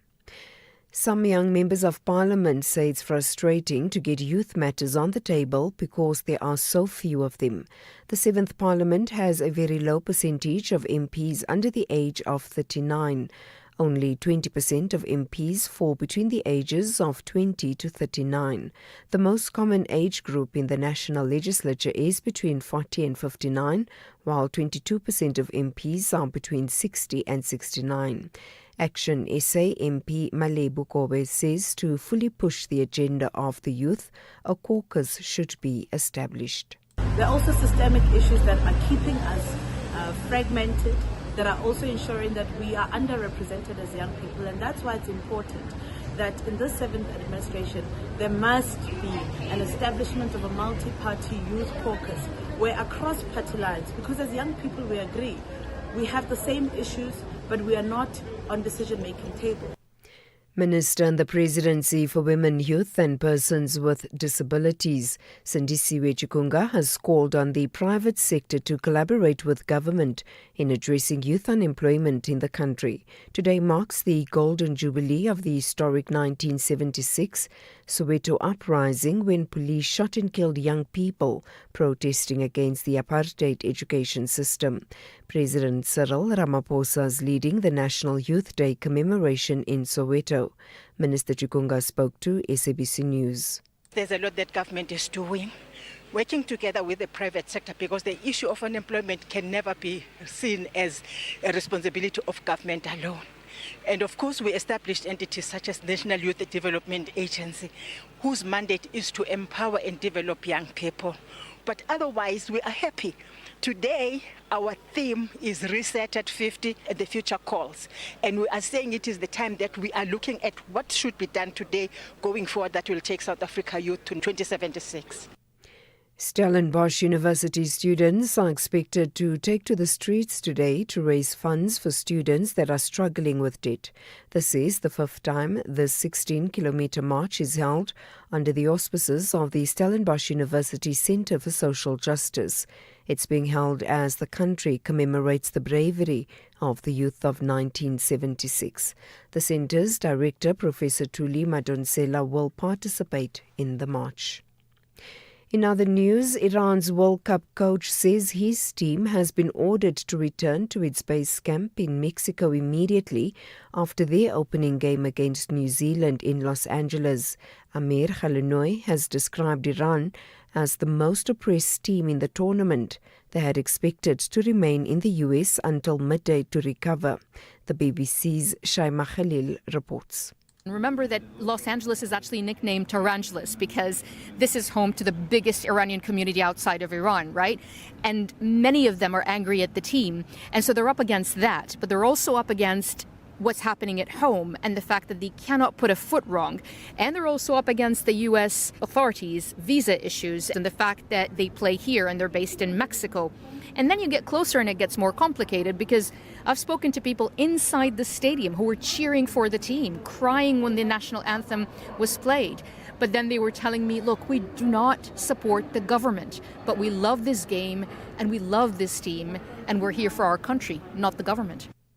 And finally, Cape Townians are paying tribute to South African jazz icon Abdullah Ibrahim. The legendary pianist and composer died in Germany yesterday at the age of 91.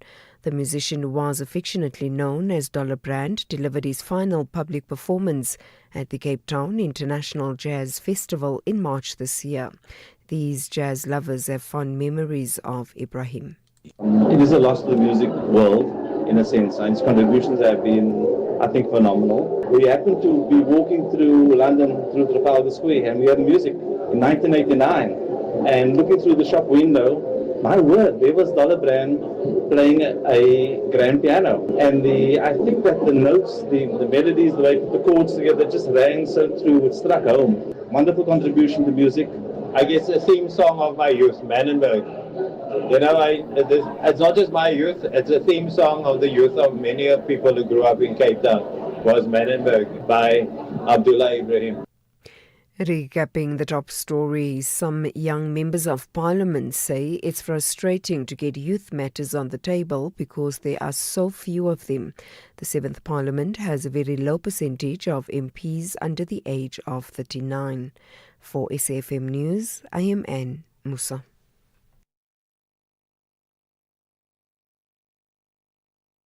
From the class of 1976 to the generation of TikTok, AI, and unemployment, the conversation continues on SAfm, leading the conversations that move us. Yo, how is your trolley so full these days, friend? It's my way, Chomi. I save up to 40% on my car insurance premiums every month. My way insurance? Yes! Now I have more money back in my pocket, even though hubby switched to my way. Manja, we're both saving, which means we have more money to focus on the things we love and live our way. Savings after savings. Real people, real cars, real savings. For a quote, visit myway.co.za. Premiums are risk profile dependent. MyWay is a licensed non-life insurer and FSP. T's and C's apply. MyWay. Live your way. Oh, yeah, Cap so what, yo? You fit point, yo. In 1976, the youth switch on, and for 50 years, the nation has watched as the story unfolds. And namhlanje, the courage looks the same and different. It looks like showing up when no one believes in you. It's about finding the strength to stand up again. The courage of 1976 is a pillar in 2026. SAPC 1, Mzansi for sure. The source of youth courage. My God.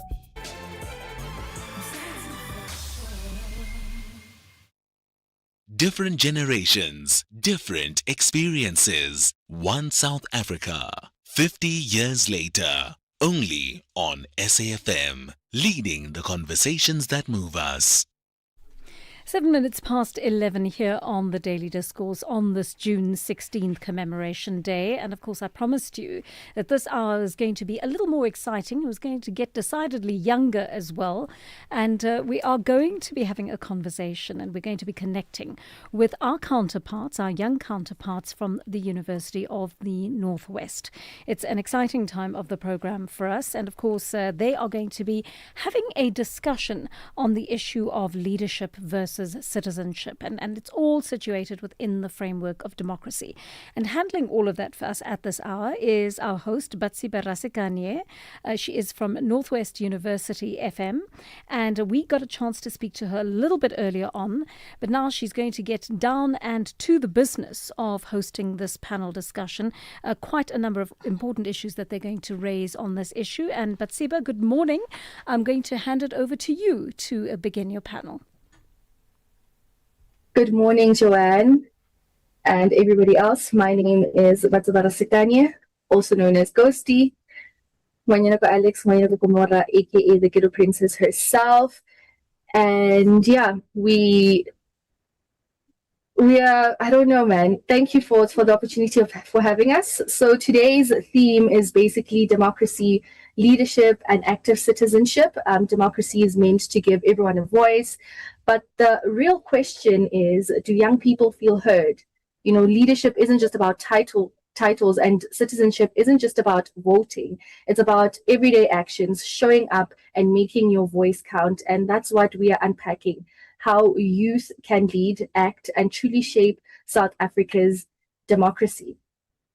So yeah, that is today's theme essentially. Okay, great. And I see you've got other people sitting in studio with you. So just go for it. Introduce your panel and you can go ahead with your panel.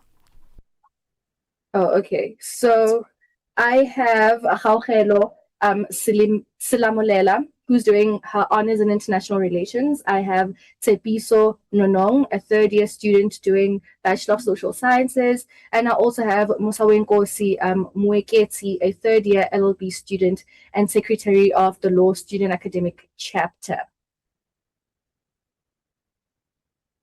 All right. So you want to launch into a series of questions with them. I'm going to hand it over to you for that, Batsiba. Okay, yes. So just to kick off, guys, right? So as we have already spoken, we have opening statements, citizenship versus leadership, right? So for our student leader, is leadership without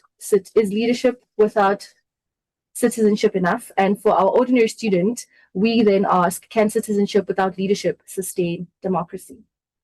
I'm going to start with you, Musawenkosi.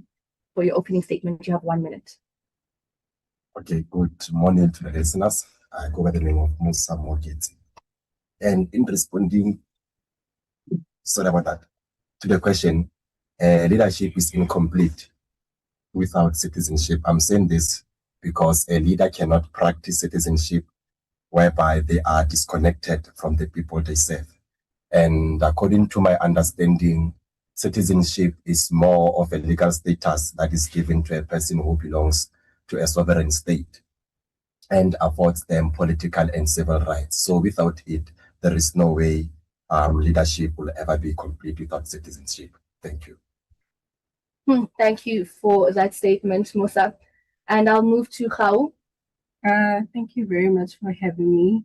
Well, as much as citizenship is of paramount importance in democracy, as it identifies the issues that ordinary citizens go through, speaks on concerns that citizens have in case of service delivery and all other things. Leadership is also of paramount importance because it seeks to take a collective action towards these issues that are identified by these ordinary citizens, and wants to come up with responsive, rather policies or rather pragmatic ideas on how to solve these issues that have been identified by these citizens. So leadership and citizenship cannot be separated as concepts. They rather should be taken as one conceptual framework as they make democracy to grow together. So we need leadership as much as we need citizenship for democracy to work in our favor. Love that. And I'm going to hand over to you, Tsepiso. Well, I think as Hao has spoken, honestly, she said a mouthful, which I really cannot add anything further. But I do believe that although democracy means a government by the people, we still do need leadership to be able to govern the legislative part of government. And I think it's important that we understand that these two do coexist, and democracy needs to have leadership and citizenship because citizenship holds the majority, whereas leadership holds what is it called? Minority. Yeah. No, it holds legislation. Oh. Yeah. It legislates things. An example would be the GBVF March, which was a natural disaster. We needed the president to make it a known natural disaster for us to be able to call it a natural disaster. So yeah. Thank you so much for the opening statements. And I'm going to jump straight into the discussion for the day. So South Africa's 2024 elections saw a 59% voter turnout, But here's the kicker, right? A lot of young people did not show up. Millions registered, but only 45% of first-time voters showed up, and 48% of those aged between the years 20 and 29 showed up. With this in mind, why do you think so many young people avoid voting? And I'm going to start with Gaugelo. Well, the increment in numbers when it comes to voter registration turnout that we've seen in young people, it really shows us that young people understand what democracy is and how it came about. Hence, we see the increase in the numbers of people registering to vote. However, many people or many young people avoid voting mainly because of what I would call political disillusionment and voter apathy, which is really a big erosion when it comes to trust in government institutions and political leaders, because of mainly what we can say is broken promises. Young people have or are living in realities of poverty, high unemployment rate, and there's little to no service delivery when it comes to our communities. So young people resort to disengaging completely when it comes to voting, because of those frustrations when it comes to unemployment and poverty and all those I have mentioned. And some of them do not really think that the vote would rather translate into a meaningful change or rather any government outcomes. So they rather resort to no voting. Okay, and so Musa Wenkosi, do you agree with what Gaugelo is saying, or you completely disagree? To a certain extent, I do agree. And to further add on that, the reason why so many people avoid voting today or are discouraged to vote is because of the political landscape not being fruitful, in the sense that it does not inspire confidence at all. They are of an impression or a view that by voting, there won't be any change, because we have seen it over the past generations. Different governments have come into power, different leaders have been elected into public office. To what extent were they effective? To what extent were they competent? And the youth was there to see the manifestation of all of that in reality. So they are discouraged. They are disappointed in the political dynamics that regulate leadership in South Africa. And Mr. Piso? Well, I do hear them and I do agree with them, but I think part of the reason why youth turnout was so low, to be particular, was as a result of voting stations. Most youth relocate to other cities for tertiary education, and as a result, most of them tend to forget changing their voting stations. Mm-hmm. And you find that if that happens, when they go and vote, they are rejected the right to vote because they need to switch their voting stations. Okay. And even though they do, they didn't turn out because they didn't vote. And I think that's why the numbers were that low. That is quite interesting. So you are saying voter turnout isn't only because young people didn't want to participate, but it's because the stations that they actually registered to vote were in their hometowns, and then they ended up in different provinces studying or working. And do you have anything to say about that, How? Well, I think Musa Wenkosi can add. Regarding voting stations. Yes. I can say that the IEC is to also be held accountable in the sense that their efforts of ensuring democratic participation have been quite declining. And with so many allegations surrounding the institution itself, I won't be surprised if someone is to express a view like this. Because for as much as we want to participate in democratic processes, we also need to be mentored in this institution so that we are prepared to enforce our rights. That is interesting. I want us to take it back to us here at the Northwest University Ranking campus. Why do you think so many students don't vote? It's pretty much the same reason. In 2024, people went, especially at the Civic Center, near here. Most people went to vote, especially youth. they wanted to vote for the EFF. And as a result, they waited in line for almost 24 hours waiting to vote. When they got there, some of them were were returned because they were supposed to vote in other voting stations in Mafeking.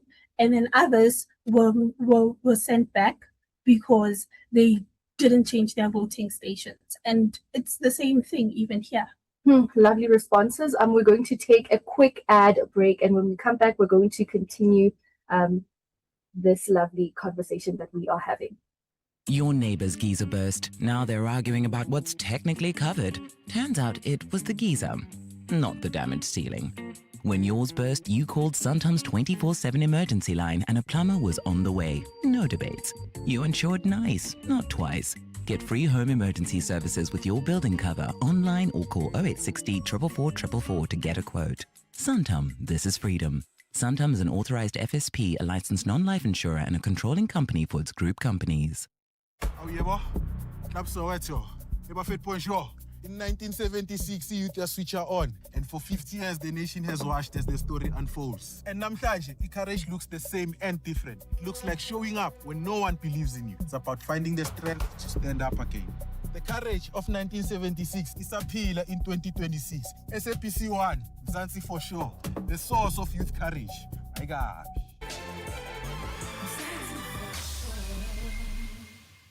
Topco Media presents the 25th Annual Top Empowerment Conference in partnership with Nedbank, taking place on the 17th and 18th of June at the Sandton Convention Center. This is the year that South Africa's empowerment rules get rewritten, with both the Minister of Trade and Industry and the Minister of Finance and 800 of the leaders shaping what comes next. To secure your seat, head to Quicket, search Top Empowerment and use the code SABC for 20% off. Book today before the codes change without you.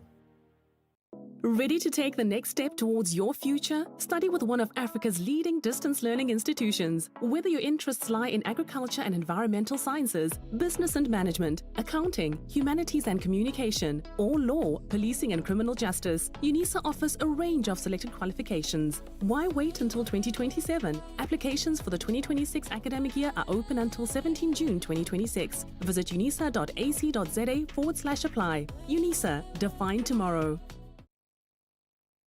This Tuesday, you have a chance to win over 160 million rand in total Powerball estimated jackpots. Can the live draw this Tuesday at 9 p.m. on SABC2, or catch it rather? You could become South Africa's next multimillionaire. Yes, you. The National Lottery, more plays, more chances, more millions. Players must be 18 years or older. Play responsibly. The National Lottery is officially operated by Sizek Kaya.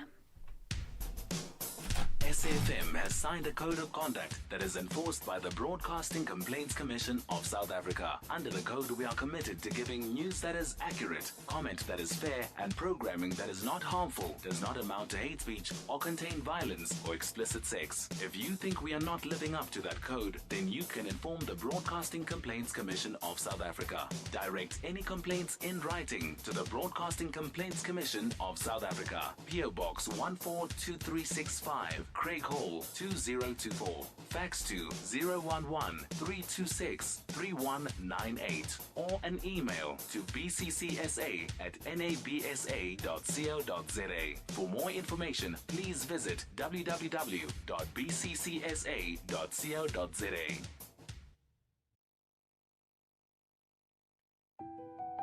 Life isn't only about what happens around us, it's also about what happens within us.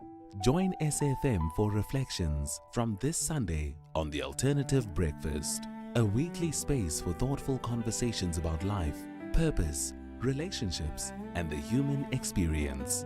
Different voices, fresh perspectives, practical wisdom. Because sometimes the most important conversations are the ones that help us understand ourselves and each other. Reflections about life, meaning, and the ties that bind us, only on SAfm, leading the conversations that move us. From the class of 1976 to the generation of TikTok, AI, and unemployment, the conversation continues on SAfm, leading the conversations that move us.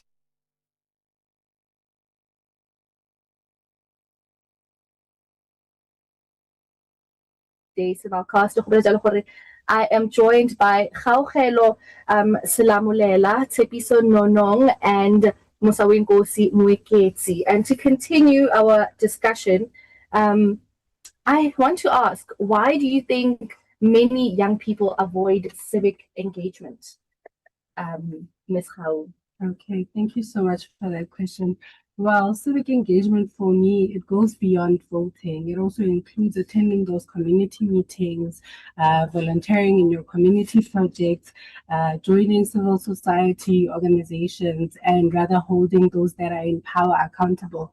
And unfortunately, our young people feel very much excluded from those spaces, right? And also, one of the main reasons why they avoid participating, or rather civic engagement, is also the economic hardships that they face on a daily, right? I would rather discuss bread and butter issues, find solutions on how I'm going to survive the month or rather the year, make myself employable, either than attend those meetings that are going to take my precious time, right? And another thing most young people avoid civic engagement is also because they perceive civic engagement as an action, or rather an act of which is reserved for politicians, for elected representatives, for activists. They do not see themselves in those spaces, right? Which is the biggest misconception. And therefore, we need to emancipate ourselves from these misconceptions that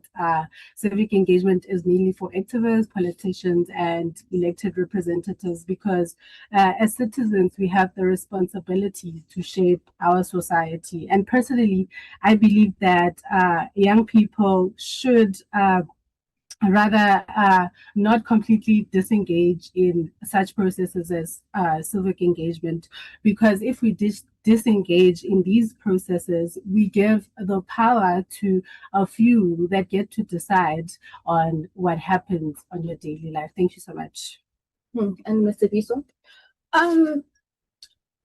She is right, but another thing I would like to add is young people in South Africa are not encouraged to be engaged in civic matters. Why is that? Is because most of the people who are in parliament, and from a national level to even a provincial level, and you find that at even a district level, you find that most of the people who are in leadership positions or even doing civic issue matters are elderly people. The country has a sort of bias that young people are not prepared to deal with civic matters or be engaged in civic issues. As a result, young people don't do that. Young people don't do that, assuming that they're not young enough or they won't get the support enough, because older leaders have made it a norm for older people to only be the ones being engaged in civic issues.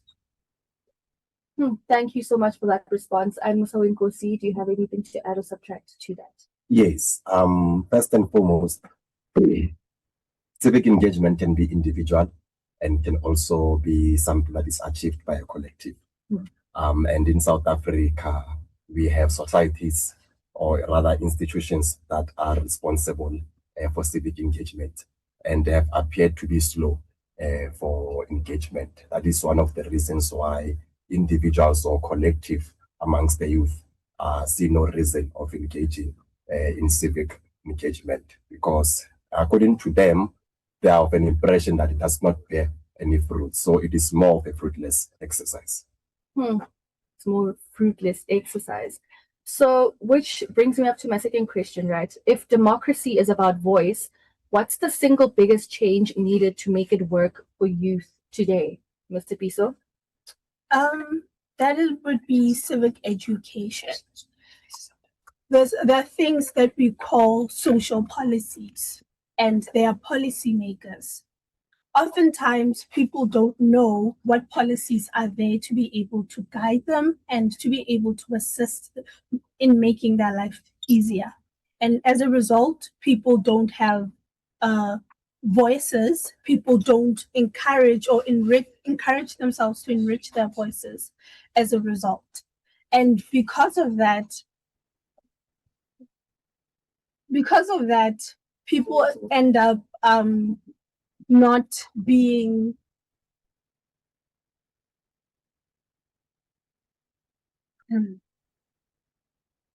okay. What I was saying is democracy is about voice, right? People don't know their voices are actually important, and people are not educated on the policies that they need to be able to make their lives better. And as a result, people don't actually speak up about anything.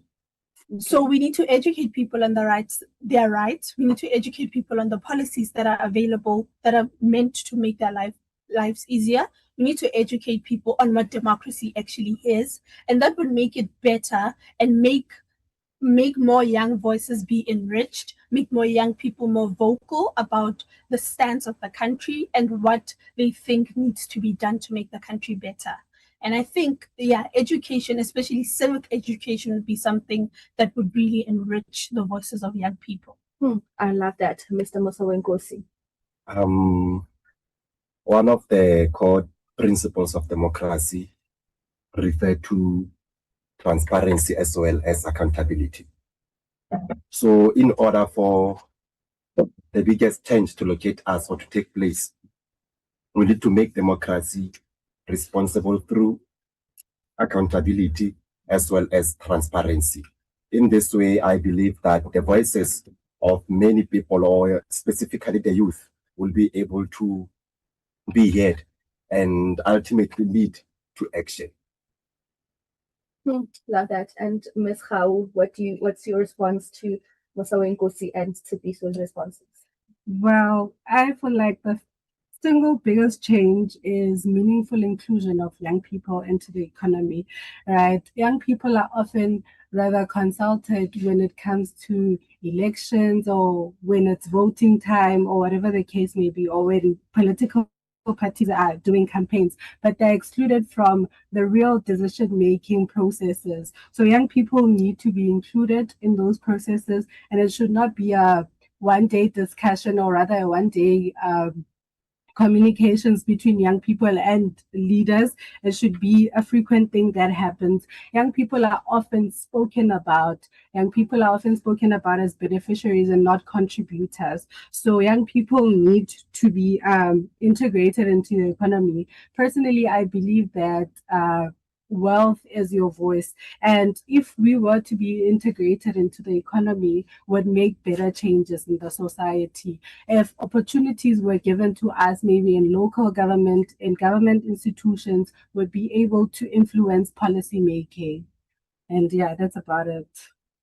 I like that. So you guys spoke about educating the youth, right, and them being included in decision making, and it shouldn't be a once-off thing, it should be a recurring thing. So you're further enforcing the fact that democracy is more than just voting, it's action. Okay, so in institutions of higher learning, how can student leaders such as Musawenkosi be held accountable for those they represent? And I'm going to start with you, Mr. Wenkosi, as our student leader here. Okay. What an interesting question it is. How can student leaders be held accountable? First and foremost, we need to reinforce the narrative or the culture of accountability, in the sense that we afford students platforms whereby they'll be able to hold their student leaders accountable. We have a student parliament, for example. It is more of a legislative body that is responsible for policy and decision making regarding student representative council. However, on the other note, it is also responsible for ensuring accountability amongst the executive of the SRC. So we need to enforce the culture of accountability by affording students platforms to be able to hold their leaders accountable. Yes, and I believe by virtue of doing so, we'll be able to bring about transparency as well. I love that. It kind of reminds me of the meeting that we had yesterday that allowed us to hold our leadership accountable. And Ms. Khau? While holding leadership accountable, or rather student leadership accountable needs, or rather requires active students in campus communities, right? That are going to demand transparency, that are going to demand feedback, that makes students directly engage with the leadership in order to get to address the issues that they have identified as student communities, and to also get as to what they are working on what does the leadership reflect the commitments that they have made to the students. So I'd also add on the student parliament, as Masawa Nkosi has alluded, and into implementing something called Imbizo, which is rather a setting where leaders and students would be in the same place, engage about issues that they are going through on campus, rather in lecture halls or whatever the case may be. And in that setting, students would be able to come up with pragmatic solutions on how to deal with these problems, on how to respond to these issues that affect them directly. And also, I know that I have taken note that on campus we have what we call SOCA, which is I think it's the student state of the state of campus address, which is the greatest implementation that the NWU have to promote accountability, right? Mm-hmm. So as much as we have that, we also need to directly engage with our leadership so that we can find responsive solutions for these issues that we counter on a daily basis. Thank you very much. I love it, Mr. Piso. I am dying to hear what you have to say. I actually have a question for our leader here, which is in addition to the SOC. My question is, do students actually know that there's an internal code of ethics that management uses to hold leaders accountable?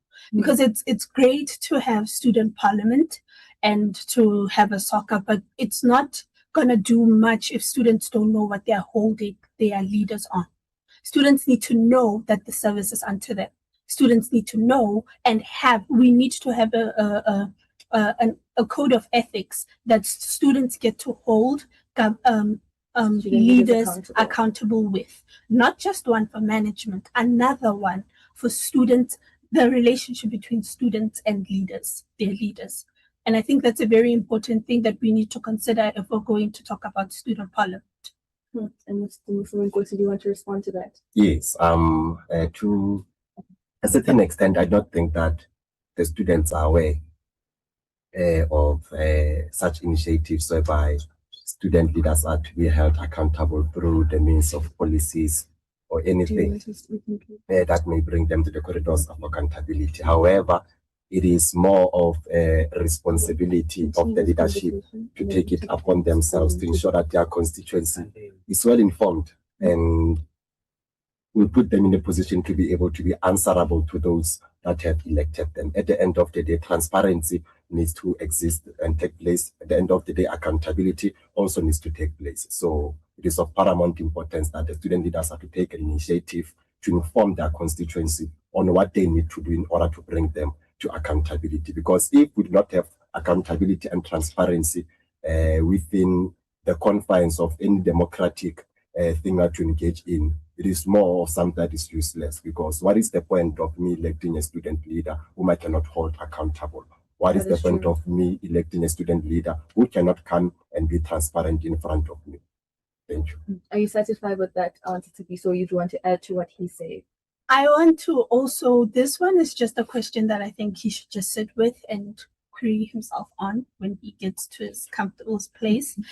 But I do want to say, I would like to see that at the soccer, it is made something that student leaders now start to say, we would like to actually have an internal code of conduct between us as student leaders and you as our students, because we lead you. And I think that should be something that should be implemented so that tomorrow when they talk about constituency, and we can actually have something tangible to say, okay, they did their part.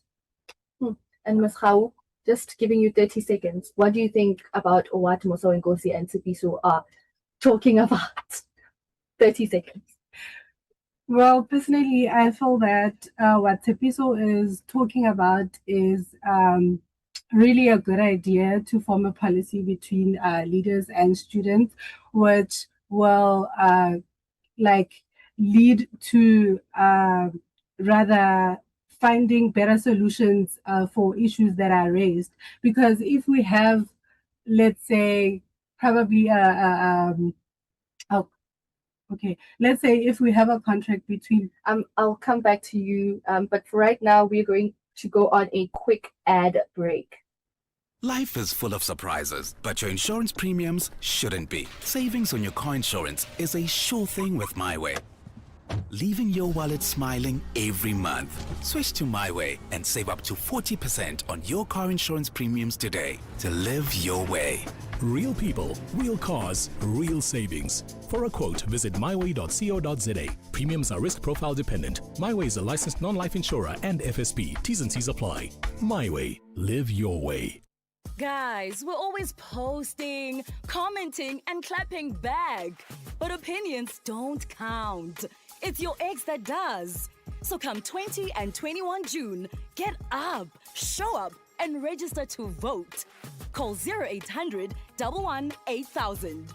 Visit elections.org.za or WhatsApp 060 880000 for more info. This message is brought to you by the IEC. Mama Million here, and yes, I am a millionaire. And there you'd be on the couch with your 6 numbers. But a 7 is for heaven, or yes. But a 4 is for the door, or yes. But a 38 is never too late, or yes. Well, the Lotto Live draws are back. Every Tuesday, Wednesday, Friday, and Saturday. Catch the live draw at 9 p.m. The National Lottery. More plays, more chances, more millions. Players must be 18 years or older. Play responsibly. The National Lottery is officially operated by SAfm. 50 years later, Youth Month, the voices. Every generation has their own struggle. They have their own thing that they need to fight for. For the generation of 1976, it was very clear what they had to fight for. A better education. So we find 50 years later that our state of education, there's still more that needs to be done. We had fees must fall, just a decade ago. So the youth of today just need to, number one, understand that when it comes to what you believe in, absolutely fight for it. In 1976, they've lost their lives. What can you do in this particular day and age? And it doesn't have to be something big, right? It doesn't have to be a protest of 10,000 students. It can be as small as trying to make a change in your family. If not your family, your community, your street, your grade at school. Different generations, different experiences. One South Africa, 50 years later, only on SAfm, leading the conversations that move us. Different generations, different experiences. One South Africa, 50 years later, only on SAfm, leading the conversations that move us. Heading for 11:45 here on the Daily Discourse, and you're hearing different generations on the show this morning. Crossing back right now to Northwest University FM, where the host of the rest of this hour, Batsiba Rasekanye, is standing by, and they are having a discussion about the issue of leadership versus citizenship. Over to you, Batsiba. Thank you, Joanne. Still tune in to SAfm and NWU for today's Daily Discourse Youth Day, the 16th of June, Simulcast. And yeah, before we get into it with our second batch of speakers to continue the panel discussion this morning, we're just quickly going to play some Vox Pops where we went around campus and we asked students, what does the 16th of June, what does Youth Day mean to them? I am Rishogetse Muzatebe. What does Youth Day mean to me? Youth Day means a lot to me because we know that Sarafina fought for us for basic education. Now we have it. That is a great thing. Thank you. Hi guys, my name is Olarato Makakale. What Youth Day means to me, it's just the celebration of young people who fought for us, who gave us the liberation that we currently have. Here, all I can say about Youth Day is I say perish abafazi uSarafina bekenzani bekalwela imfundo enzani and iwesi yena sekane PhD vele sesi under pressure sekumele sifunde ngoba nayo yo besithi uya actor kanti no. My name is Aphelele. For me, Youth Day means the sacrifices that were made by our young people in the past. So yeah. Kokeletso here. What it means for me is just another day, actually, that says we need to continue with the struggle, with the fight to better our country as the youth and to keep on fighting, because as much as the youth of 1976 fought, we're still continuing the fight. We are thankful for what they did and brought us freedom and democracy, but then the fight doesn't stop because we're still crying for a whole lot more. My name is Apelele. For me, Youth Day means the sacrifices that were made by our young people in the past. So yeah. And we are back. So to kickstart our discussion, so we had activists like Tato Molosangwe shot dead for the work he was doing in the community of Mahikeng.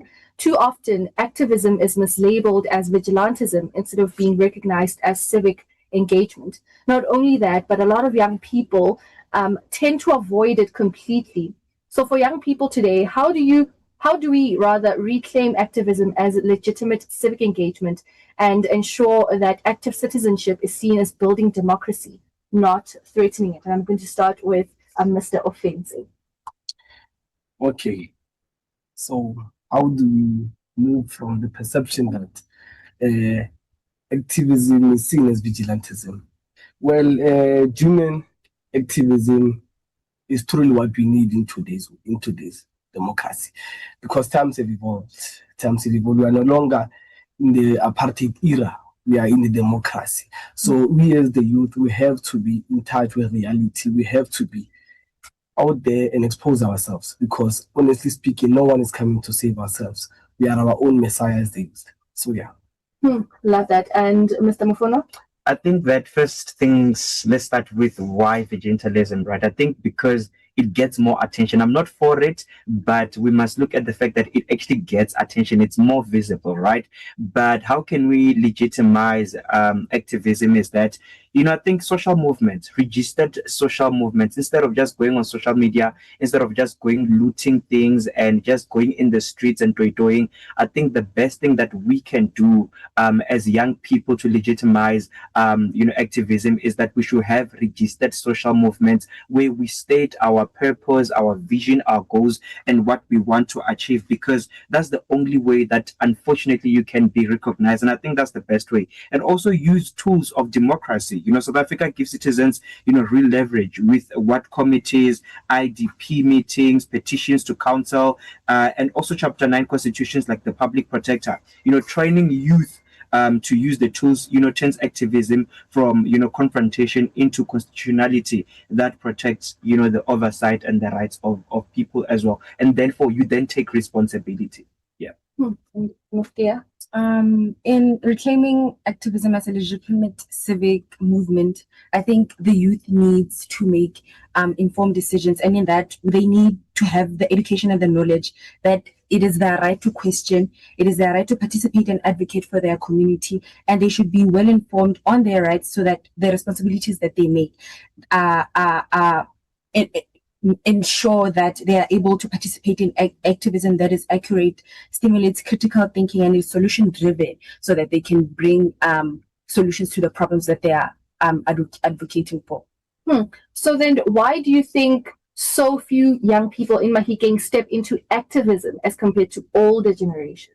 So, let's start here. First, people in apartheid, right? People who experience apartheid, they experience the older people, they experience apartheid like firsthand, right? So they knew what was going on. So now they are intentional about, activism. They know their ways around it. And mostly they rely on old methods, right? And they already paid the price for speaking up. So fear hits differently, right? So for young people today, activism can mean job loss, blacklisting. You just don't want to go out there and say what you want to say because you want to say that, because tomorrow you'll be looking for a job and be like, okay, did we not see you on social media saying this and that? And also the recent incident, Tato, when he was there, doing activism, and now you're like, you're afraid to actually state out your voice and say, this is what I believe in, this is how I think it should be done, because you want to protect yourself at the end of the day. So with the older generation, they're like, well, it's fine.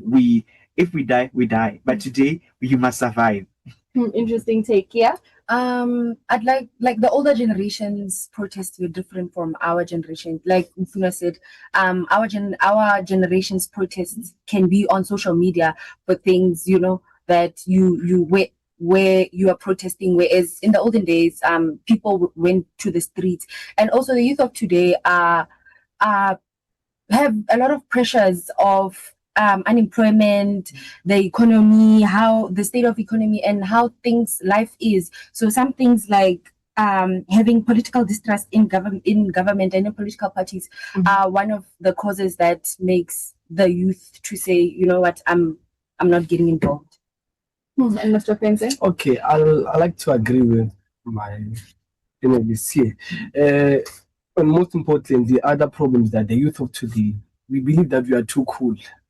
I'm too cool to stand out and challenge the injustice that I see that is happening. And also, again, like Mr. Lufuno said, fear of victimization. Unfortunately, there are systems in place to kill or I forgot the word, but there are systems in place to cut against. Even on campus, if you are going to protest against something, you must be well prepared that you are going to be the sacrificial lamb. You are going to go down alone. So now no one is prepared to stand out and say, I'm going to challenge this, because if I'm going to challenge this, what about my academics? What about my future? Because you risk being thrown to jail, you risk being kicked out of the system, and most importantly, you risk going unemployed. It's as if like there is power that is over you that you can't just challenge, and that's the barrier. So interesting take. Yeah. So looking at our campus and community, what barriers stop young people from stepping into leadership or citizenship roles? Mr. Offensing. Okay, unfortunately, as it may be hard to say it, we can not all be leaders. Some of us, we are meant to be led. Some of us are meant to lead. So, and also leadership is about the resilience, it's about courage, it's about the determination to the cause. One that not many of us have that in us. But in our campus, like I said before, victimization of leaders. Yes, victimization. You are going to go against or challenge a decision that was taken by the council. You risk getting expelled from campus, you risk getting suspended, and the chances of you continuing with your academics are very slim. So that's why no one wants to be out there and challenge everything, or no one wants to be the sacrificial lamb or stand out for the community and students. I can see Mofono is eager to respond. And I'm like, you also see the record, right? What has happened to people who have voiced out their opinions before? Most of them, they're disqualified, they're expelled. So you don't want that. And I'm more subjective on this one, right? Because I feel like as young people, right, we feel like, okay, it doesn't matter anyway. Even if I challenge this power, we have watched leaders get, co-opted. We have watched leaders, we've watched people who stood up for real justice, and they're called troublemakers. So you don't want to be part of that, so it's like, why bother if also nothing's gonna change? And I'd like to add to that the youth fears criticism. Like, sure, whenever you're criticized, you just feel down and just decide to let whatever that you're fighting for go. And also in the communities, we often assume that leadership roles are for the older generation, older people, and we just leave it to the elders. Hence why Tato Molisankwe and the other activists in Mahikeng, for example, are the older generation, not the youth that can fight for what us, the youth, are experiencing. Quite unfortunately, can I add on to that? Okay, 30 seconds. 30 seconds. There's a quote that says the revolution is not an apple that falls from a tree when it is ripe. It means that for us to bring societal change or foundational change, we must challenge. Yes. Interesting. So before we get to your closing remarks, I want us to play a quick game. It's only 4 questions and it's a rapid fire, and you only have 10 seconds to respond. So let's say I say the question, then you're like, no phone fast, and then get it. Okay, the first question is, in what year did South Africa become a democracy? Javid. Yes. 1994. Correct. 1994. The second question: what year did the Soweto uprising take place? Punwa. Yes. 1976. Perfect. So the third one, Moleta, offensive, you're still on zero. So which section of the Constitution guarantees the right to vote? Section 84. 10, 9. What was the question? The question is, which section of the Constitution guarantees the right to vote? Guys. 5, 4. Section 19. Even leadership didn't know this one. This was supposed to be yours. Supposed to be yours. But for the last question, at what age can South Africans register to vote? Yes. 18 years. Oh, 16 16 years. The age to register is 16, but you can only vote when you are 18. Okay, then I'm moving into our closing remarks. I'm going to start with Mufunwa. Wow. 60 seconds. Okay, so first things first, South Africa, we need constitution literate people, not people who are power hungry. We need leaders who see, the constitution as their job description and not an obstacle, right, in the next decade. So South Africa, will face climate stress, water crisis, and service delivery breakdown, and leaders must know how to use legal tools for accountability system and institution instead of just bypassing them. So active citizenship, not vigilantism. Yeah. Active citizenship, not vigilantism.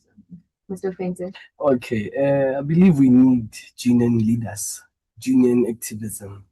Nowadays, people become activists because they want to be populist. We have seen it in our communities. It's influencers. And that is where they get it all wrong. So I believe we as the youth, we have to stand up, be courageous, be resilient, and be determined to the cause, because we are the only ones who are going to bring social change to our lives. And most importantly, we are the change, and we have to act now. Thank you. Okay.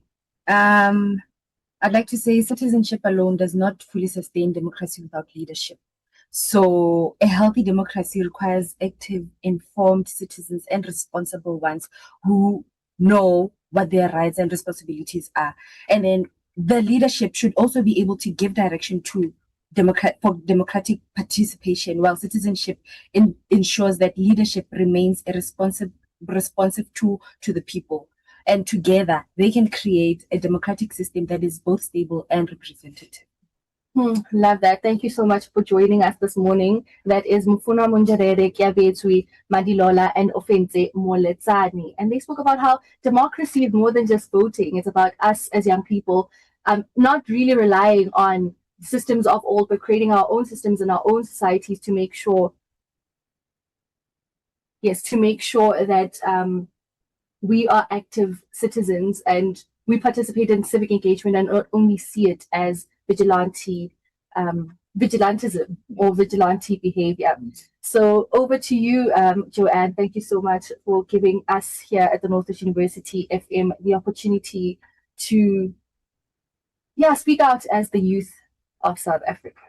Well, we really loved having you on the show today, Batsiba Rasikanye. This is the Northwest University contingent that took over the last hour of our show. And Batsiba, I hope this is going to open the way for many more conversations of this kind on your radio station and in your community as well.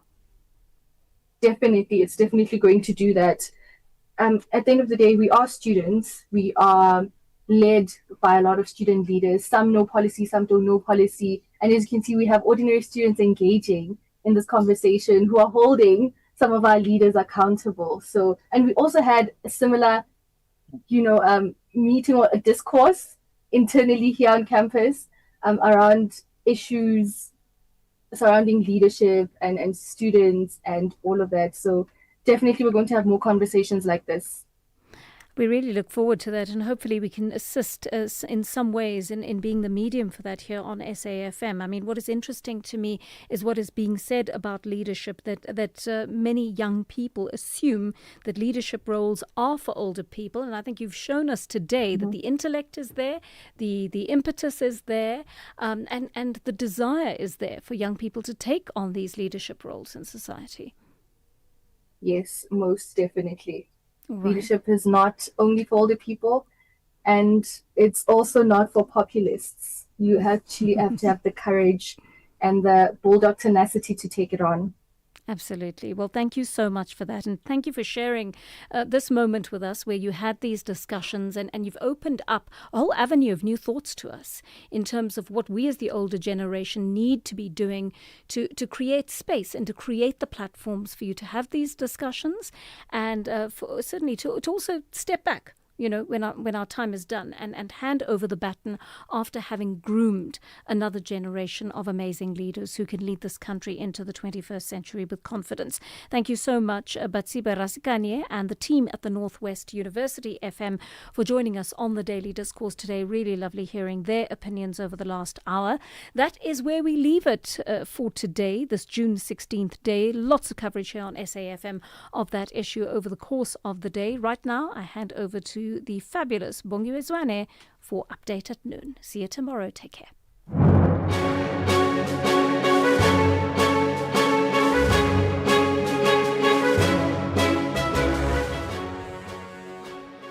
Thank you very much, Joanna. It's 12 o'clock Tuesday, the 16th of June, 2026. A very warm welcome to Update at Noon here on SAfm, leading the conversations that move us. My name is Bongiwe Zwane, standing in for Sakina Kamwendo, coming up this hour.